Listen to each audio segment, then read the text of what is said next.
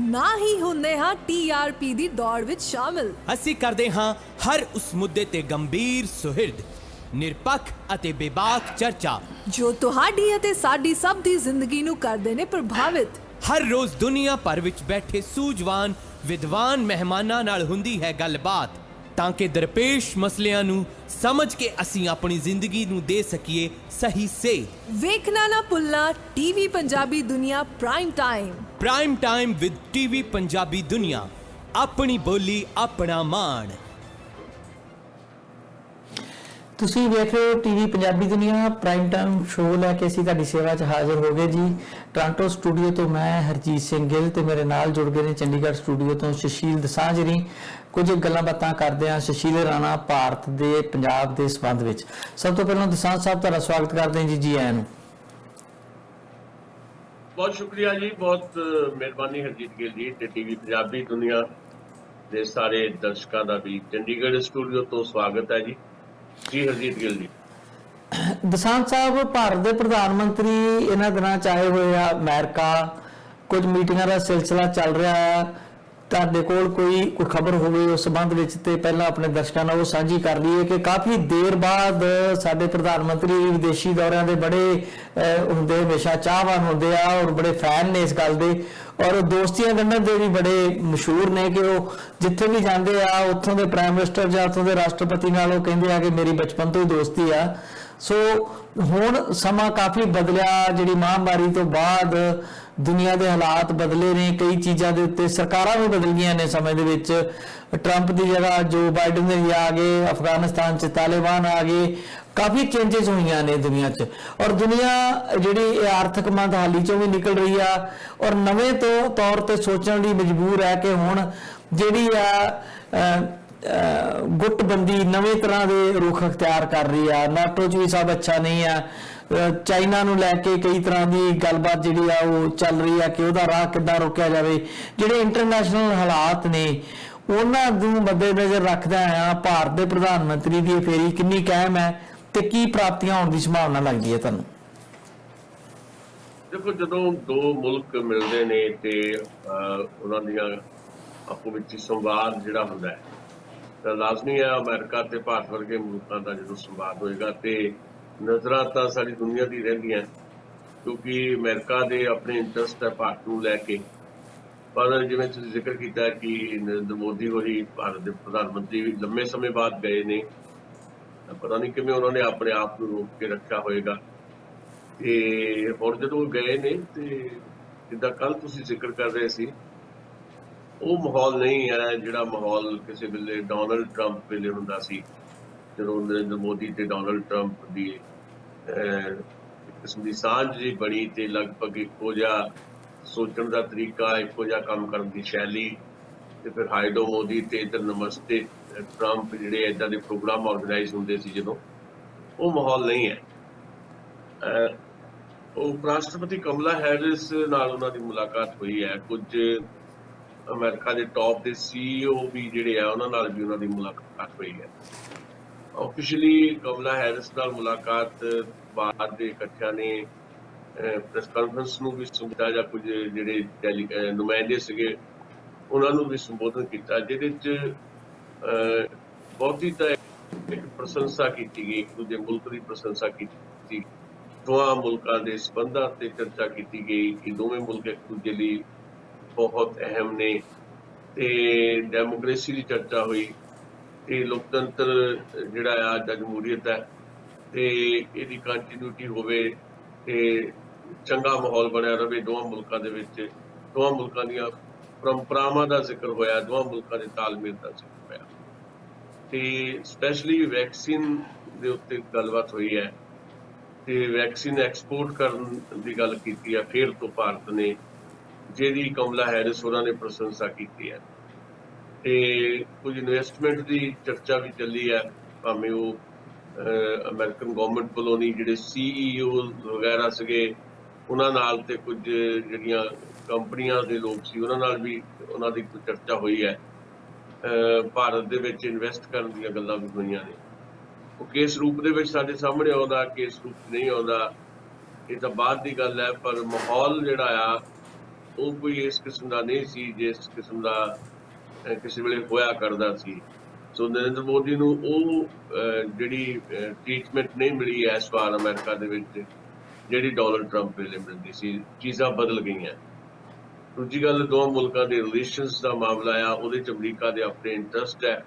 ਤਾਂ ਤੁਸੀਂ ਜ਼ਿਕਰ ਕੀਤਾ ਕਿ ਭਾਰਤ ਤੇ ਇਹ ਖਿੱਤਾ ਸਾਰਾ ਜਿਹੜਾ ਆ ਅਮਰੀਕਾ ਲਈ ਬਹੁਤ ਅਹਿਮ ਹੈ। ਟ੍ਰੇਡ ਦਾ ਮਸਲਾ ਹੈ ਤੇ ਉਹਦੇ 'ਚ ਜਿਸ ਤਰ੍ਹਾਂ ਬੜੀ ਤੇਜ਼ੀ ਦੇ ਨਾਲ ਚਾਈਨਾ ਬਹੁਤ ਅੱਗੇ ਵਧ ਰਿਹਾ ਹੈ ਤੇ ਅਫਗਾਨਿਸਤਾਨ ਦੀ ਸਥਿਤੀ ਵੀ ਜਿਹੜੀ ਉਹਦੇ 'ਚ ਇੱਕ ਮਹੱਤਵਪੂਰਨ ਭੂਮਿਕਾ ਅਦਾ ਕਰ ਰਹੀ ਹੈ ਤੇ ਉਹਦੇ 'ਚ ਭਾਰਤ ਬਹੁਤ ਅਹਿਮ ਹੈ ਅਮਰੀਕਾ ਵਾਸਤੇ। ਪਰ ਉਹਦੀਆਂ ਕੀ ਪੇਸ਼ਕਦਮੀਆਂ ਨੇ, ਕੀ ਪਹਿਲ ਕਦਮੀਆਂ ਨੇ, ਉਹਦੀਆਂ ਡਿਟੇਲਸ ਜਿਹੜੀਆਂ ਹਾਲੇ ਨਹੀਂ ਜਾਰੀ ਕੀਤੀਆਂ ਗਈਆਂ। ਸ਼ਾਇਦ ਇੱਕ ਦਿਨ ਰਹਿੰਦਾ ਨਰਿੰਦਰ ਮੋਦੀ ਹੋਰਾਂ ਦਾ, ਅੱਜ ਸ਼ਾਮ ਤੱਕ ਜਾਂ ਕੱਲ੍ਹ ਸਵੇਰ ਤੱਕ ਜਦੋਂ ਅਸੀਂ ਇਸ ਵੇਲੇ ਗੱਲ ਕਰਾਂਗੇ ਉਦੋਂ ਤੱਕ ਨਟਸ਼ੈਲ ਨਿਕਲ ਕੇ ਆਏਗਾ ਕਿ ਭਾਰਤ ਦੇ ਪ੍ਰਧਾਨ ਮੰਤਰੀ ਨਰਿੰਦਰ ਮੋਦੀ ਦੀ ਅਮਰੀਕਾ ਫੇਰੀ ਦਾ ਜਿਹੜਾ ਕੀ ਨਟਸ਼ੈਲ ਨਤੀਜਾ ਆ, ਕੀ ਲਾਭ ਉਹਦਾ ਨਿਕਲਿਆ ਜਾਂ ਕੀ ਲਾਭ ਹੋਏਗਾ, ਜਾਂ ਅਮਰੀਕਾ ਦੇ ਐਂਗਲ ਤੋਂ ਜਾਂ ਨਜ਼ਰੀਏ ਤੋਂ ਇਸ ਦੌਰੇ ਨੂੰ ਕਿੱਦਾਂ ਦੇਖਾਂਗੇ। ਸ਼ਾਇਦ ਕੱਲ੍ਹ ਇਸ ਵੇਲੇ ਜਦੋਂ ਅਸੀਂ ਗੱਲ ਕਰਾਂਗੇ ਤਾਂ ਕਾਫੀ ਕੁਝ ਜਿਹੜਾ ਸਾਡੇ ਕੋਲ ਗੱਲ ਕਰਨ ਨੂੰ ਹੋਏਗਾ। ਹਾਲ ਫਿਲਹਾਲ ਤਾਂ ਰਸਮੀ ਤੌਰ 'ਤੇ ਮੁਲਾਕਾਤਾਂ ਦਾ ਸਿਲਸਿਲਾ ਆ ਤੇ ਘੁੰਮਣ ਘੁਮਾਉਣ ਦਾ ਸਿਲਸਿਲਾ ਆ ਤੇ ਉਪ ਰਾਸ਼ਟਰਪਤੀ ਤੱਕ ਹੀ ਹਾਲੇ ਤੱਕ ਤਾਂ ਉਹਨਾਂ ਦੀ ਮੁਲਾਕਾਤ ਦਾ ਸਬੱਬ ਬਣਿਆ। ਜੋ ਬਾਈਡਨ ਨਾਲ ਉਹਨਾਂ ਦੀ ਮੁਲਾਕਾਤ ਹੁੰਦੀ ਹੈ ਤਾਂ ਉੱਥੋਂ ਕੀ ਨਿਕਲ ਕੇ ਆਉਂਦਾ ਤੇ ਕੱਲ੍ਹ ਇਸ ਵੇਲੇ ਆਪਾਂ ਸ਼ਾਇਦ ਉਹਦੇ 'ਤੇ ਗੱਲ ਕਰਦੇ ਹਾਂ।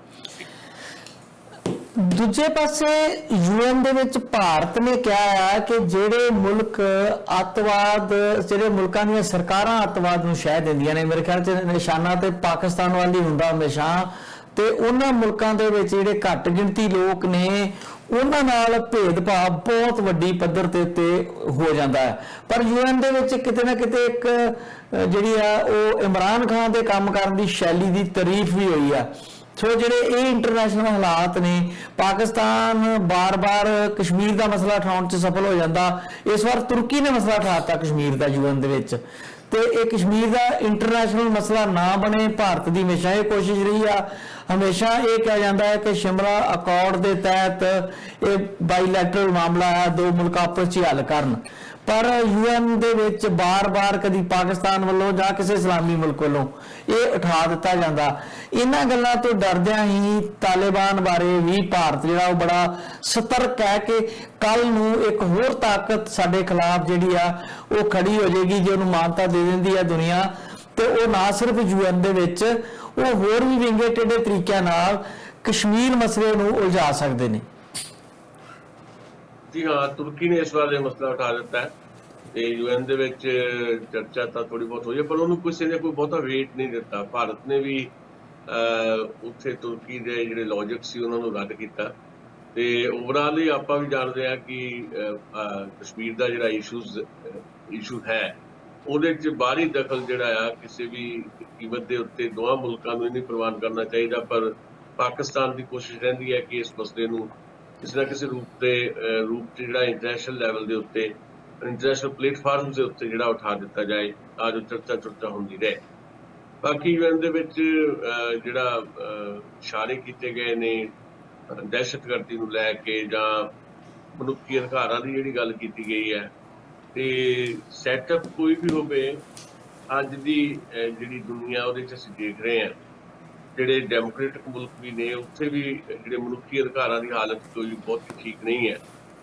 ਤੇ ਕਿਸੇ ਹੋਰ ਦੀ ਚਰਚਾ ਕਰਨ ਦੀ ਥਾਂ ਦੇ ਉੱਤੇ ਭਾਰਤ ਦੀ ਚਰਚਾ ਜੇ ਕਰ ਲਈਏ ਤੇ ਭਾਰਤ ਵਿੱਚ ਵੀ ਕੋਈ ਬਹੁਤ ਵਧੀਆ ਹਾਲਾਤ ਨਹੀਂ ਹੈ ਕਿ ਹਾਂ ਇੱਥੇ ਮਨੁੱਖੀ ਅਧਿਕਾਰ ਜਿਹੜੇ ਆ ਉਹ ਬਹੁਤ ਸੇਫ ਨੇ, ਸੁਰੱਖਿਅਤ ਨੇ। ਰੋਜ਼ ਇਹ ਚੀਜ਼ਾਂ ਵਾਪਰਦੀਆਂ ਰਹਿੰਦੀਆਂ, ਕੁਝ ਨਾ ਕੁਝ ਹੁੰਦਾ ਰਹਿੰਦਾ ਜਿਹਦੇ ਕਰਕੇ ਭਾਰਤ ਨੂੰ ਵੀ ਸ਼ਰਮਸਾਰ ਹੋਣਾ ਪੈਂਦਾ। ਬਾਕੀ ਯੂਐਨ ਜਿਹੜਾ ਹੈ ਉਹਨੇ ਕੋਈ ਸੁਤੰਤਰ ਕਿਸਮ ਦੀ ਆਪਣੀ ਹਾਲੇ ਤੱਕ ਭੂਮਿਕਾ ਜਿਹੜੀ ਹੈ ਉਹ ਨਹੀਂ ਬਣਾਈ। ਯੂਐਨ ਵੀ ਇੱਕ ਰਸਮੀ ਤਰ੍ਹਾਂ ਦੀ ਐਕਸਰਸਾਈਜ਼ ਹੀ ਬਣ ਕੇ ਰਹਿ ਗਿਆ ਤੇ ਜਿੱਦਾਂ ਦੀ ਤਵੱਕੋ ਕੀਤੀ ਜਾਣੀ ਚਾਹੀਦੀ ਹੈ ਯੂਐਨ ਦਾ ਦਖਲ ਜਿਹੜਾ ਦੁਨੀਆ ਭਰ ਦੇ ਵਿੱਚ ਜਿਵੇਂ ਚਾਹੀਦਾ ਉਸ ਕਿਸਮ ਦਾ ਦਖਲ ਨਾ ਹੋ ਕੇ ਤੇ ਰੂਟੀਨ ਦੀਆਂ ਕਾਰਵਾਈਆਂ ਯੂਐਨ ਦੇ ਵਿੱਚ ਵੀ ਦਿਖਾਈ ਦਿੰਦੀਆਂ। ਬਸ ਇਸ ਤਰ੍ਹਾਂ ਕੋਈ ਨਾ ਕੋਈ ਸੰਮੇਲਨ ਹੋ ਜਾਂਦੇ ਨੇ, ਗੱਲਾਂ ਬਾਤਾਂ ਹੋ ਜਾਂਦੀਆਂ ਤੇ ਇੱਕ ਅੱਧੇ ਮੁਲਕ ਨੇ ਕੋਈ ਮਸਲਾ ਉਠਾ ਦਿੱਤਾ ਤੇ ਇੱਕ ਦੋ ਦਿਨ ਸੁਰਖੀਆਂ 'ਚ ਰਹਿੰਦਾ ਪਰ ਪ੍ਰੈਕਟਿਸ ਦੇ ਵਿੱਚ ਕੁਝ ਵੀ ਹੁੰਦਾ ਦਿਖਾਈ ਨਹੀਂ ਦਿੰਦਾ। ਉੱਥੋਂ ਵੀ ਅੱਜ ਕੱਲ੍ਹ ਕੁਝ ਏਦਾਂ ਦਾ ਨਹੀਂ ਹੈ ਨਿਕਲਦਾ ਜਿਹਦੇ 'ਚ ਕੋਈ ਬਹੁਤ ਜ਼ਿਆਦਾ ਸੀਰੀਅਸਨੈਸ ਜਿਹੜੀ ਆ ਉਹ ਦਿਖਾਈ ਦਿੰਦੀ ਹੋਵੇ। ਰੂਟੀਨ ਦੀਆਂ ਕਾਰਵਾਈਆਂ ਬਹੁਤ ਸਾਰੀਆਂ ਚੀਜ਼ਾਂ ਬਣ ਕੇ ਰਹੀਆਂ, ਬਹੁਤ ਸਾਰੀਆਂ ਸੰਸਥਾਵਾਂ ਵਾਂਗ UN ਵੀ ਜਿਹੜੀ ਆ ਲਗਭਗ ਉਹਦੇ ਬਣ ਕੇ ਰਹਿ ਗਈ ਹੈ। ਕੋਈ ਇੱਕ ਵੱਖਰੀ ਸੁਤੰਤਰ ਕਿਸਮ ਦੀ ਹੋਂਦ ਦੇ ਤੌਰ ਤੇ UN ਨੇ ਆਪਣੇ ਆਪ ਨੂੰ ਪ੍ਰਦਰਸ਼ਿਤ ਨਹੀਂ ਕੀਤਾ। ਜੀ ਅੱਛਾ ਦਸਾਂਝ ਸਾਹਿਬ, ਜਦੋਂ ਆਪਾਂ ਸੁਪਰ ਪਾਵਰ ਦੀ ਗੱਲ ਕਰਦੇ ਹਾਂ ਤਾਂ ਅਜੇ ਤੱਕ ਵੀ ਸਾਰਿਆਂ ਨੂੰ ਇਹੀ ਹੈ ਕਿ ਅਮਰੀਕਾ ਸੁਪਰ ਪਾਵਰ ਹੈ। ਟੈਕਨੋਲੋਜੀ 'ਚ ਅਮਰੀਕਾ ਬਹੁਤ ਅੱਗੇ ਆ ਚਾਈਨਾ ਨਾਲੋਂ। ਚਾਈਨਾ ਵੇਖਣ ਨੂੰ ਲੱਗਦਾ ਹੈ ਕਿ ਬੜਾ ਤਾਕਤਵਰ ਮੁਲਕ ਬਣ ਗਿਆ, ਹਾਲਾਂ ਉਹਦਾ ਏਸ਼ੀਆ 'ਚ ਬਹੁਤ ਵੱਡਾ ਪ੍ਰਭਾਵ ਹੈ, ਪਰ ਉਹਨੂੰ ਸੁਪਰ ਪਾਵਰ ਦੇ ਪਹੁੰਚਣ ਲਈ ਬਹੁਤ ਅਜੇ ਸੰਘਰਸ਼ ਕਰਨਾ ਪਏਗਾ। ਅਮਰੀਕਾ ਨੇ ਜਿਹੜੀ ਡਿਵੈਲਪਮੈਂਟ ਕੀਤੀ ਆ, ਜਿਹੜੀਆਂ ਰਿਸਰਚ ਕੀਤੀਆਂ ਨੇ, ਜਿਹੜਾ ਉਹਨਾਂ ਨੇ R&D ਤੇ ਪੈਸਾ ਖਰਚ ਕੇ ਜਿਸ ਤਰੀਕੇ ਨਾਲ ਉਹ ਅੱਗੇ ਨੇ ਟੈਕਨੋਲੋਜੀ 'ਚ, ਉਹੋ ਜਿਹੀ ਟੈਕਨੋਲੋਜੀ ਹਾਲਾਂ ਚਾਈਨਾ ਕੋਲ ਨਹੀਂ ਆ। ਹਾਲਾਂ ਚਾਈਨਾ ਦੀ ਦੀਵਾਰ ਤੋਂ ਬਾਹਰ ਕਈ ਚੀਜ਼ਾਂ ਨਹੀਂ ਆਉਂਦੀਆਂ, ਕਈ ਕੁਝ ਹੋ ਸਕਦਾ ਉਹਨਾਂ ਕੋਲ ਹੋਵੇ ਜਿਹੜਾ ਨਜ਼ਰ ਨਹੀਂ ਆਉਂਦਾ, ਪਰ ਜਿਸ ਤਰ੍ਹਾਂ ਦੇ ਵੈਪਨ, ਜਿਸ ਤਰ੍ਹਾਂ ਦੇ ਜਹਾਜ਼, ਜਿਸ ਤਰ੍ਹਾਂ ਦੀ ਟੈਕਨੋਲੋਜੀ ਚਾਈਨਾ ਕੋਲ ਹੈ, ਉਹਦੀ ਬਰਾਬਰੀ ਨਾ ਰਸ਼ੀਆ ਕਰ ਸਕਿਆ ਤੇ ਨਾ ਚਾਈਨਾ ਅਜੇ ਫਿਲਹਾਲ ਉਸ ਸਟੇਜ ਤੇ ਆ। ਪਰ ਇਹਦੇ ਉਲਟ ਇਹ ਹੋਇਆ ਹੈ ਕਿ ਟਰੰਪ ਦਾ ਜਦੋਂ ਈਰਾ ਖਤਮ ਹੋ ਗਿਆ ਤੇ ਲੋਕਾਂ ਨੂੰ ਲੱਗਦਾ ਸੀ ਕਿ ਡੈਮੋਕ੍ਰੇਟ ਆ ਗਏ ਤੇ ਜੋ ਬਾਈਡਨ ਨੇ ਜਿਹੜੇ ਆ ਬੜੇ ਐਕਸਪੀਰੀਅੰਸਡ ਸਿਆਸਤਦਾਨ ਨੇ, ਪਰ ਉਹ ਆਪਣੀ ਪੈਂਠ ਉਦਾਂ ਦੀ ਜਮਾ ਨਹੀਂ ਸਕੇ। ਕਿਤੇ ਨਾ ਕਿਤੇ ਇਦਾਂ ਲੱਗਦਾ ਹੈ ਕਿ ਜੋ ਬਾਈਡਨ ਬਹੁਤ ਕਮਜ਼ੋਰ ਲੀਡਰਸ਼ਿਪ ਜਿਹੜੀ ਆ ਉਹ ਦੇ ਰਹੇ ਨੇ ਦੁਨੀਆ ਨੂੰ ਕੀ ਵਿਦਨ ਅਮਰੀਕਾ 'ਚ ਵੀ ਉਹਨਾਂ ਦੇ ਕਾਫੀ ਜ਼ਿਆਦਾ ਝੰਜਟ ਖੜੇ ਹੋ ਰਿਹਾ। ਈਵਨ ਡੈਮੋਕ੍ਰੇਟਸ ਜਿਹੜੇ ਆ ਉਹ ਵੀ ਪੂਰੇ ਸੈਟਿਸਫਾਈ ਨਹੀਂ। ਦੂਜੇ ਪਾਸੇ ਰਿਪਬਲਿਕਨ ਦਾ ਬਹੁਤ ਵੱਡਾ ਚੈਲੰਜ ਹੈ ਉਹਨਾਂ ਕੋਲ, ਕਿਉਂਕਿ ਜਿਹੜੀ ਐਕਸਟ੍ਰੀਮ ਰਾਈਟ ਮੂਵਮੈਂਟ ਹੈ ਉਹ ਦੁਨੀਆ ਭਰ 'ਚ ਇਸ ਵੇਲੇ ਚੱਲ ਰਹੀ ਆ। ਔਰ ਅਸੀਂ ਕੈਨੇਡਾ 'ਚ ਵੀ ਰੋਜ਼ ਵੇਖ ਰਹੇ ਹਾਂ, ਮੁਜ਼ਾਹਰੇ ਹੋ ਰਹੇ ਆ, ਐਂਟੀ ਵੈਕਸੀਨ ਲੋਕ ਕਈ ਕੁਝ ਕਰ ਰਹੇ ਡਰਾਮੇਬਾਜ਼ੀ। ਸੋ ਇਹਨਾਂ ਐਡਵਾਂਸ ਮੁਲਕਾਂ 'ਚ ਵੀ ਉਸ ਤਰ੍ਹਾਂ ਦੀ ਸਿਆਸਤ ਜਿਹੜੀ ਆ ਉਹ ਚੱਲ ਰਹੀ ਆ। ਸੋ ਇਹ ਸਾਰਾ ਜਿਹੜਾ ਸੈਨਾਰੀਓ ਬਣ ਰਿਹਾ ਆ, ਦੁਨੀਆ ਦਾ ਤਵਾਜ਼ਨ ਕਿਤੇ ਨਾ ਕਿਤੇ ਵਿਗੜਿਆ ਹੋਇਆ।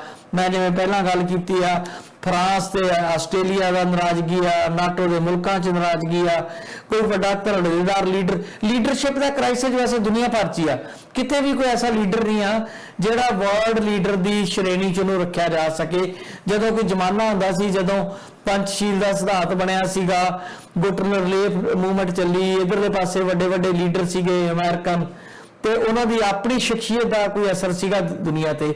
ਹੁਣ ਇਹ ਜਿਹੜਾ ਕ੍ਰਾਈਸਿਸ ਆ, ਲੀਡਰਸ਼ਿਪ ਕ੍ਰਾਈਸਿਸ, ਤੇ ਦੂਜੇ ਪਾਸੇ ਦੁਨੀਆ ਦਾ ਉਲਾਰ ਐਕਸਟ੍ਰੀਮ ਜਿਹੜੀ ਆ ਰਾਈਟਿਜ਼ਮ ਉਹਦੇ ਵੱਲ ਹੋ ਜਾਣਾ, ਤੇ ਇਹ ਦੁਨੀਆ ਕਿਹੜੇ ਪਾਸੇ ਦਹਾਨੇ ਤੇ ਖੜੀ ਹੈ ਤੁਹਾਨੂੰ ਨਜ਼ਰ ਆਉਂਦੀ? ਠੀਕ ਹੈ ਗੱਲ ਤੁਹਾਡੀ ਵੀ, ਮਤਲਬ ਲੱਗਦਾ ਨਹੀਂ ਹੈ ਕਿ ਜਿੱਦਾਂ ਕਿਸੇ ਵੇਲੇ ਬਹੁਤ ਮਤਲਬ ਕੁਆਲਿਟੀ ਲੀਡਰਸ਼ਿਪ ਜਿਹੜੀ ਹੁੰਦੀ ਸੀ, ਤੇ ਉਸ ਤਰ੍ਹਾਂ ਦੀ ਕੁਆਲਿਟੀ ਲੀਡਰਸ਼ਿਪ ਜਿਹੜੀ ਆ ਉਹ ਦੁਨੀਆ ਕਿਤੇ ਮਿਸਿੰਗ ਹੈ। ਜੋ ਬਾਈਡਨ ਹੋਰਾਂ ਦਾ ਉਮਰ ਦਾ ਤਕਾਜ਼ਾ ਵੀ ਹੋ ਸਕਦਾ ਹੈ, ਪਰ ਜੋ ਬਾਈਡਨ ਹੋਰਾਂ ਦਾ ਅਕਸ ਜਿਹੜਾ ਬਣ ਗਿਆ ਜਾਂ ਵਿਗੜ ਗਿਆ, ਉਹ ਸੱਤੂ ਦੇ ਕੰਢੇ ਤਾਂ ਆਪਣੇ ਡੋਨਲਡ ਟਰੰਪ ਹੀ ਬੀਜ ਗਏ ਸੀ। ਤੇ ਦਰਅਸਲ ਅਫਗਾਨਿਸਤਾਨ ਤੇ ਜਿਹੜੀ ਭੂਮਿਕਾ ਰਹੀ ਹੈ ਤੇ ਜਿਸ ਤਰ੍ਹਾਂ ਦੀ ਖਾਲ ਦਿਖਾਈ ਹੈ ਅਮਰੀਕਾ ਨੇ ਅਫਗਾਨਿਸਤਾਨ ਤੋਂ ਆਪਣੀ ਧੌਣ ਬਚਾ ਕੇ ਭੱਜਣ ਦੀ, ਉਹਨੇ ਬਹੁਤ ਕਾਫੀ ਹੱਦ ਤੱਕ ਜਿਹੜਾ ਆ ਅਮਰੀਕਾ ਦਾ ਜਿਹੜਾ ਅਕਸ ਹੈ ਉਹਨੂੰ ਧੁੰਦਲਾ ਕੀਤਾ ਹੈ। ਤੇ ਜੇ ਅਮਰੀਕਾ ਦਾ ਅਕਸ ਧੁੰਦਲਾ ਹੈ ਤੇ ਉੱਥੋਂ ਦੇ ਰਾਸ਼ਟਰਪਤੀ ਦੀ ਇਮੇਜ ਵੀ ਜਿਹੜੀ ਆ ਉਹ ਲਾਜ਼ਮੀ ਤੌਰ ਤੇ ਧੁੰਦਲੀ ਹੋਣੀ ਸੀ। ਸੋ ਇੰਟਰਨੈਸ਼ਨਲ ਲੈਵਲ ਤੇ ਜਦੋਂ ਇੱਦਾਂ ਦੀਆਂ ਘਟਨਾਵਾਂ ਦੇ ਵਿੱਚ ਜਿੱਥੇ ਸਿੱਧੇ ਤੌਰ ਦੇ ਉੱਤੇ ਸੋ ਕਾਰਡ ਸੁਪਰ ਪਾਵਰ ਦਾ ਜਿਹੜਾ ਦਖਲ ਰਹਿੰਦਾ ਹੈ ਤੇ ਉੱਥੋਂ ਫਿਰ ਇੱਦਾਂ ਮਤਲਬ ਲਗਭਗ ਹਾਰ ਕੇ ਪਰਤਣਾ ਜਿਹੜਾ ਆ ਉਹਨੇ ਸ਼ਾਇਦ ਅਮਰੀਕਾ ਦੀ ਜਿਹੜੀ ਉਹ ਸੁਪਰ ਪਾਵਰ ਵਾਲੀ ਜਿਹੜੀ ਇਮੇਜ ਆ ਉਹਨੂੰ ਵੀ ਬਹੁਤ ਵੱਡਾ ਨੁਕਸਾਨ ਪਹੁੰਚਾਇਆ। ਤੇ ਫਿਰ ਉਹਨੂੰ ਲੀਡ ਕਰਨ ਵਾਲੀ ਜਿਹੜੀ ਲੀਡਰਸ਼ਿਪ ਹੋਏਗੀ ਉਹਦਾ ਇਮੇਜ ਵੀ ਤਾਂ ਲਾਜ਼ਮੀ ਤੌਰ ਤੇ ਧੁੰਦਲਾ ਹੋਏਗਾ। ਇਹ ਇੱਕ ਵੱਡਾ ਕਾਰਨ ਬਣਿਆ। ਬਾਕੀ ਇੰਟਰਨਲ ਜਿਹੜੀਆਂ ਪ੍ਰੋਬਲਮਸ ਹੈਗੀਆਂ ਅਮਰੀਕਾ ਦੀਆਂ ਤੇ ਉਹਨਾਂ ਨਾਲ ਸਿੱਝਣ ਦੇ ਵਿੱਚ ਵੀ ਕਿਤੇ ਨਾ ਕਿਤੇ ਮੈਨੂੰ ਲੱਗਦਾ ਨਾਕਾਮੀ ਹੈ। ਕੌਮਾਂਤਰੀ ਪੱਧਰ ਦੇ ਉੱਤੇ ਜਿਹੜੇ ਮਸਲੇ ਨੇ, ਚਾਹੇ ਉਹ ਕਲਾਈਮੇਟ ਚੇਂਜ ਦਾ ਆ ਜਾਂ ਬਾਕੀ ਦੁਨੀਆ ਦੇ ਵੱਖ-ਵੱਖ ਮੁਲਕਾਂ ਦੇ ਆਪਸੀ ਜਿਹੜੇ ਰਿਲੇਸ਼ਨਸ ਨੇ ਉਹਨਾਂ 'ਚ ਵੀ ਜਿਹੜਾ ਜਿਸ ਕਿਸਮ ਦਾ ਦਖਲ ਰਹਿੰਦਾ ਹੈ, ਜਿਹੜੀ ਟੌਪ ਦੀ ਲੀਡਰਸ਼ਿਪ ਹੁੰਦੀ ਹੈ ਦੁਨੀਆ ਦੀ, ਉਹ ਵੀ ਮਿਸਿੰਗ ਹੈ। ਜਿਸ ਕਰਕੇ ਲੱਗਦਾ ਹੈ ਕਿ ਵੀ ਸ਼ਾਇਦ ਦੁਨੀਆ ਭਰ ਦੇ ਵਿੱਚ ਫਲਾਹ ਦੀ ਸਥਿਤੀ ਬਣ ਰਹੀ ਹੈ। ਲੀਡਰਸ਼ਿਪ ਲੈਸ ਜਿਹੜਾ ਆ ਇਹ ਸਾਰਾ ਸੰਸਾਰ ਹੁੰਦਾ ਦਿਖਾਈ ਦੇ ਰਿਹਾ, ਤਾਂ ਸ਼ਾਇਦ ਇਸ ਤਰ੍ਹਾਂ ਦੀ ਸਥਿਤੀ ਬਣੀ ਹੋਈ ਹੈ। ਪਰ ਇਹ ਮਰਹਲੇ ਹੁੰਦੇ ਆ, ਸਮਾਂ ਹੁੰਦਾ ਹੈ, ਸਮੇਂ ਬਦਲਦੇ ਰਹਿੰਦੇ ਆ, ਨਵੀਆਂ ਲਹਿਰਾਂ ਉੱਠਦੀਆਂ ਰਹਿੰਦੀਆਂ, ਮੁਲਕਾਂ ਦੇ ਰਿਸ਼ਤੇ ਜਿਹੜੇ ਆ ਬਣਦੇ ਵਿਗੜਦੇ ਰਹਿੰਦੇ ਆ, ਤੇ ਇਦਾਂ ਚੱਲਦਾ ਰਹਿੰਦਾ। ਪਰ ਸਮਾਂ ਕਦੀ ਬਾਂਝ ਨਹੀਂ ਹੁੰਦਾ, ਆਪਣੇ ਆਪਣੇ ਤਰੀਕੇ ਦੇ ਨਾਲ ਸਾਰੀਆਂ ਚੀਜ਼ਾਂ ਚੱਲਦੀਆਂ। ਤੇ ਵਰਤਮਾਨ ਜਦੋਂ ਹੌਲੀ ਹੌਲੀ ਭਵਿੱਖ ਵੱਲ ਨੂੰ ਵੱਧਦਾ ਹੈ ਤੇ ਫਿਰ ਕੁਝ ਨਵੇਂ ਲੋਕ ਵੀ ਆ ਜਾਂਦੇ ਆ। ਉਮੀਦ ਕਰਨੀ ਚਾਹੀਦੀ ਹੈ ਵੀ ਦੁਨੀਆ 'ਚ ਕੁਝ ਚੰਗਾ ਹੋਏਗਾ ਤੇ ਦੁਨੀਆ ਤੋਂ ਜਿਹੜਾ ਇੱਕ ਜੰਗਬਾਜ਼ ਜਿਹੜੇ ਲੋਕ ਨੇ ਉਹ ਮਨਫੀ ਹੋਣਗੇ, ਤੇ ਸਗੋਂ ਮੁਲਕਾਂ ਦਾ ਇੱਕ ਦੂਜੇ ਪ੍ਰਤੀ ਜਿਹੜਾ ਉਦਾਰ ਰਵੱਈਆ ਜਿਹੜਾ ਹੈ ਉਹ ਇਸ ਵੇਲੇ ਬਹੁਤ ਇੰਪੋਰਟੈਂਟ ਹੈ। ਠੀਕ ਹੈ, ਟ੍ਰੇਡ ਹੈ, ਵਪਾਰ ਹੈ, ਇੱਕ ਦੂਜੇ ਮੁਲਕਾਂ ਨੇ ਵਪਾਰ ਕਰਨੇ, ਆਪਣੇ ਆਪਣੇ ਉਹਨਾਂ ਦੇ ਵਪਾਰਕ ਹਿੱਤ ਹੈ, ਪਰ ਉਹ ਦੁਸ਼ਮਣਾਨਾ ਤਰੀਕੇ ਦੇ ਨਾਲ ਨਹੀਂ, ਦੋਸਤਾਨਾ ਤਰੀਕੇ ਦੇ ਨਾਲ ਸਿਰੇ ਚੜ੍ਹਨ ਤੇ ਭਵਿੱਖ ਦੇ ਵਿੱਚ ਦੁਨੀਆ ਨੂੰ ਚੰਗੀ ਲੀਡਰਸ਼ਿਪ ਮਿਲੇ, ਇਸ ਗੱਲ ਦੀ ਉਮੀਦ ਕਰਨੀ ਚਾਹੀਦੀ ਹੈ। ਅੱਛਾ ਦਸਾਂਝ ਸਾਹਿਬ, ਇੱਕ ਪਤਾ ਨਹੀਂ ਤੁਸੀਂ ਕਿੰਨੀ ਕੁ ਨਜ਼ਰ ਰੱਖਦੇ ਹੋ ਉਸ ਖਬਰ ਦੇ ਉੱਤੇ ਕਿ ਨਹੀਂ, ਤਾਇਵਾਨ ਤੇ ਚੀਨ ਦਾ ਜਿਹੜਾ ਚੱਲ ਰਿਹਾ ਅੱਜ ਕੱਲ੍ਹ ਲਗਾਤਾਰ, ਤਾਇਵਾਨ ਜਿੱਥੇ ਵੀ ਕਿਤੇ ਕੋਈ ਅਰਜੀ ਵੀ ਦਿੰਦਾ ਹੈ, ਚਾਹੇ ਉਹ ਆਰਥਿਕ ਕਰਕੇ ਦੇਵੇ, ਕਿਤੇ ਉਹਦਾ ਰਾਜਦੂਤ ਜਿਹੜੇ ਆ ਆਫਿਸ ਉਹ ਨਹੀਂ ਖੁੱਲਣ ਦਿੰਦਾ ਚਾਈਨਾ। ਮੁਲਕ ਦੀ ਬਾਕੀ ਦੁਨੀਆ ਦੇ ਮੁਲਕ ਤਾਇਵਾਨ ਨੂੰ ਮਾਨਤਾ ਦਿੰਦੇ ਵੀ ਆ ਨਹੀਂ ਵੀ ਦਿੰਦੇ, ਯਾਨੀ ਕਿ ਕਿਸੇ ਵੀ ਮੁਲਕ ਨਾਲ ਰਾਜਨੀਤਿਕ ਸੰਬੰਧ ਸਿੱਧੇ ਤੌਰ ਤੇ ਨਹੀਂ ਉਹਨਾਂ ਦੇ, ਜੇ ਕਿਤੇ ਹੈ ਨੇ ਤੇ ਉਹ ਇਕਨੋਮੀ ਬੇਸਡ ਉਹਨਾਂ ਦੇ ਆਰਥਿਕ ਬਣੇ ਹੋਏ ਨੇ ਆਫਿਸ, ਜਿੱਦਾਂ ਭਾਰਤ ਵਿੱਚ ਵੀ ਸ਼ਾਇਦ ਉਹਨਾਂ ਦਾ ਹੈ। ਤੇ ਹੁਣ ਉਹਨਾਂ ਨੇ ਜਿਹੜੇ ਕੋਈ 11 ਮੁਲਕਾਂ ਦਾ ਪੈਸੀਫਿਕ ਗਰੁੱਪ ਹੈ ਉੱਥੇ ਇੱਕ ਐਪਲੀਕੇਸ਼ਨ ਦਿੱਤੀ ਸੀ ਕਿ ਅਸੀਂ ਤੁਹਾਡੇ ਮੈਂਬਰ ਬਣਨਾ ਚਾਹੁੰਦੇ ਹਾਂ, ਆਰਥਿਕ ਗਤੀਵਿਧੀਆਂ 'ਚ ਹਿੱਸਾ ਲੈਣਾ ਚਾਹੁੰਦੇ ਹਾਂ। ਤੇ ਚਾਈਨਾ ਲਗਾਤਾਰ ਉਹਨਾਂ ਤੇ ਦਬਾਅ ਬਣਾਉਂਦਾ ਰਹਿੰਦਾ, ਕਦੀ ਕੁਛ ਤਰੀਕੇ ਨਾਲ ਉਹਨਾਂ ਨੂੰ ਦਬਾਇਆ ਜਾਂਦਾ ਔਰ ਇਹ ਦੱਸਿਆ ਜਾਂਦਾ ਹੈ ਕਿ ਚਾਈਨਾ ਦਾ ਹੀ ਹਿੱਸਾ। ਤੇ ਹੁਣ ਉਹਨਾਂ ਨੇ ਕਹਿੰਦੇ ਆ ਕਿ ਕਾਫੀ ਸਾਰੇ ਜਿਹੜੇ ਆਪਣੇ 19 ਲੜਾਕੂ ਜੈਟ ਜਿਹੜੇ ਆ ਉਹ ਤਾਇਵਾਨ ਦੇ ਉੱਤੇ ਛਾ ਦਿੱਤੇ ਕਈ ਤੇਰ ਲਈ, ਕਿ ਤਾਂ ਕਿ ਉਹਨਾਂ ਨੂੰ ਦੱਸਿਆ ਜਾ ਸਕੇ ਕਿ ਅਸੀਂ ਬੜੀ ਵੱਡੀ ਸੈਨਿਕ ਸ਼ਕਤੀ ਆ। ਜੇ ਚਾਈਨਾ ਇੰਨੀ ਵੱਡੀ ਸੈਨਿਕ ਸ਼ਕਤੀ ਆ ਵਾਕਿਆ ਹੀ ਤਾਇਵਾਨ ਦੇ ਮੁਕਾਬਲੇ, ਤੇ ਉਹ ਕਹਿੰਦਾ ਵੀ ਹੈ ਕਿ ਮੇਰਾ ਆਪਣਾ ਸਾਡਾ ਹਿੱਸਾ ਆ, ਤੇ ਫਿਰ ਉਹ ਰਲਾ ਕਿਉਂ ਨਹੀਂ ਲੈਂਦਾ? ਜੇ ਸ਼ਕਤੀ ਦਾ ਪ੍ਰਦਰਸ਼ਨ ਕਰਦਾ ਤੇ ਫਿਰ ਦੁਨੀਆ ਵੀ ਡਰਦੀ ਵੀ ਹੈ ਚਾਈਨਾ ਕੋਲੋਂ, ਉਹਨਾਂ ਦੇ ਕਿਤੇ ਨਾ ਕਿਤੇ ਉਹਨਾਂ ਨੂੰ ਪੋਲੀਟੀਕਲੀ ਮਤਲਬ ਮਾਨਤਾ ਨਹੀਂ ਵੀ ਦੇ ਰਹੀ। ਦੂਜੇ ਪਾਸੇ ਚਾਈਨਾ ਦੂਰੀ ਬਣਾ ਕੇ ਵੀ ਰੱਖੀ ਹੋਈ ਆ ਤੇ ਉਹਨਾਂ ਨੂੰ ਦਬਾਅ ਵੀ ਰਿਹਾ। ਇਹ ਸਿਆਸਤ ਕਿੱਦਾਂ ਦੀ ਤੁਹਾਨੂੰ ਨਜ਼ਰ ਆਉਂਦੀ ਉਹਨਾਂ ਦੀ?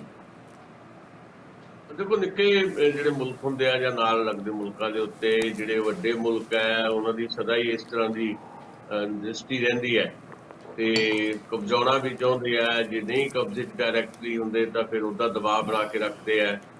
ਚਾਈਨਾ ਦੀ ਧੌਂਸਵਾਦੀ ਨੀਤੀ ਹੈ, ਇਹ ਲਗਭਗ ਉਵੇਂ ਹੀ ਹੈ ਜਿੱਦਾਂ ਦੁਨੀਆ ਭਰ ਦੇ ਵਿੱਚ ਅਮਰੀਕਾ ਦਾ ਦਖਲ ਰਿਹਾ ਹੈ।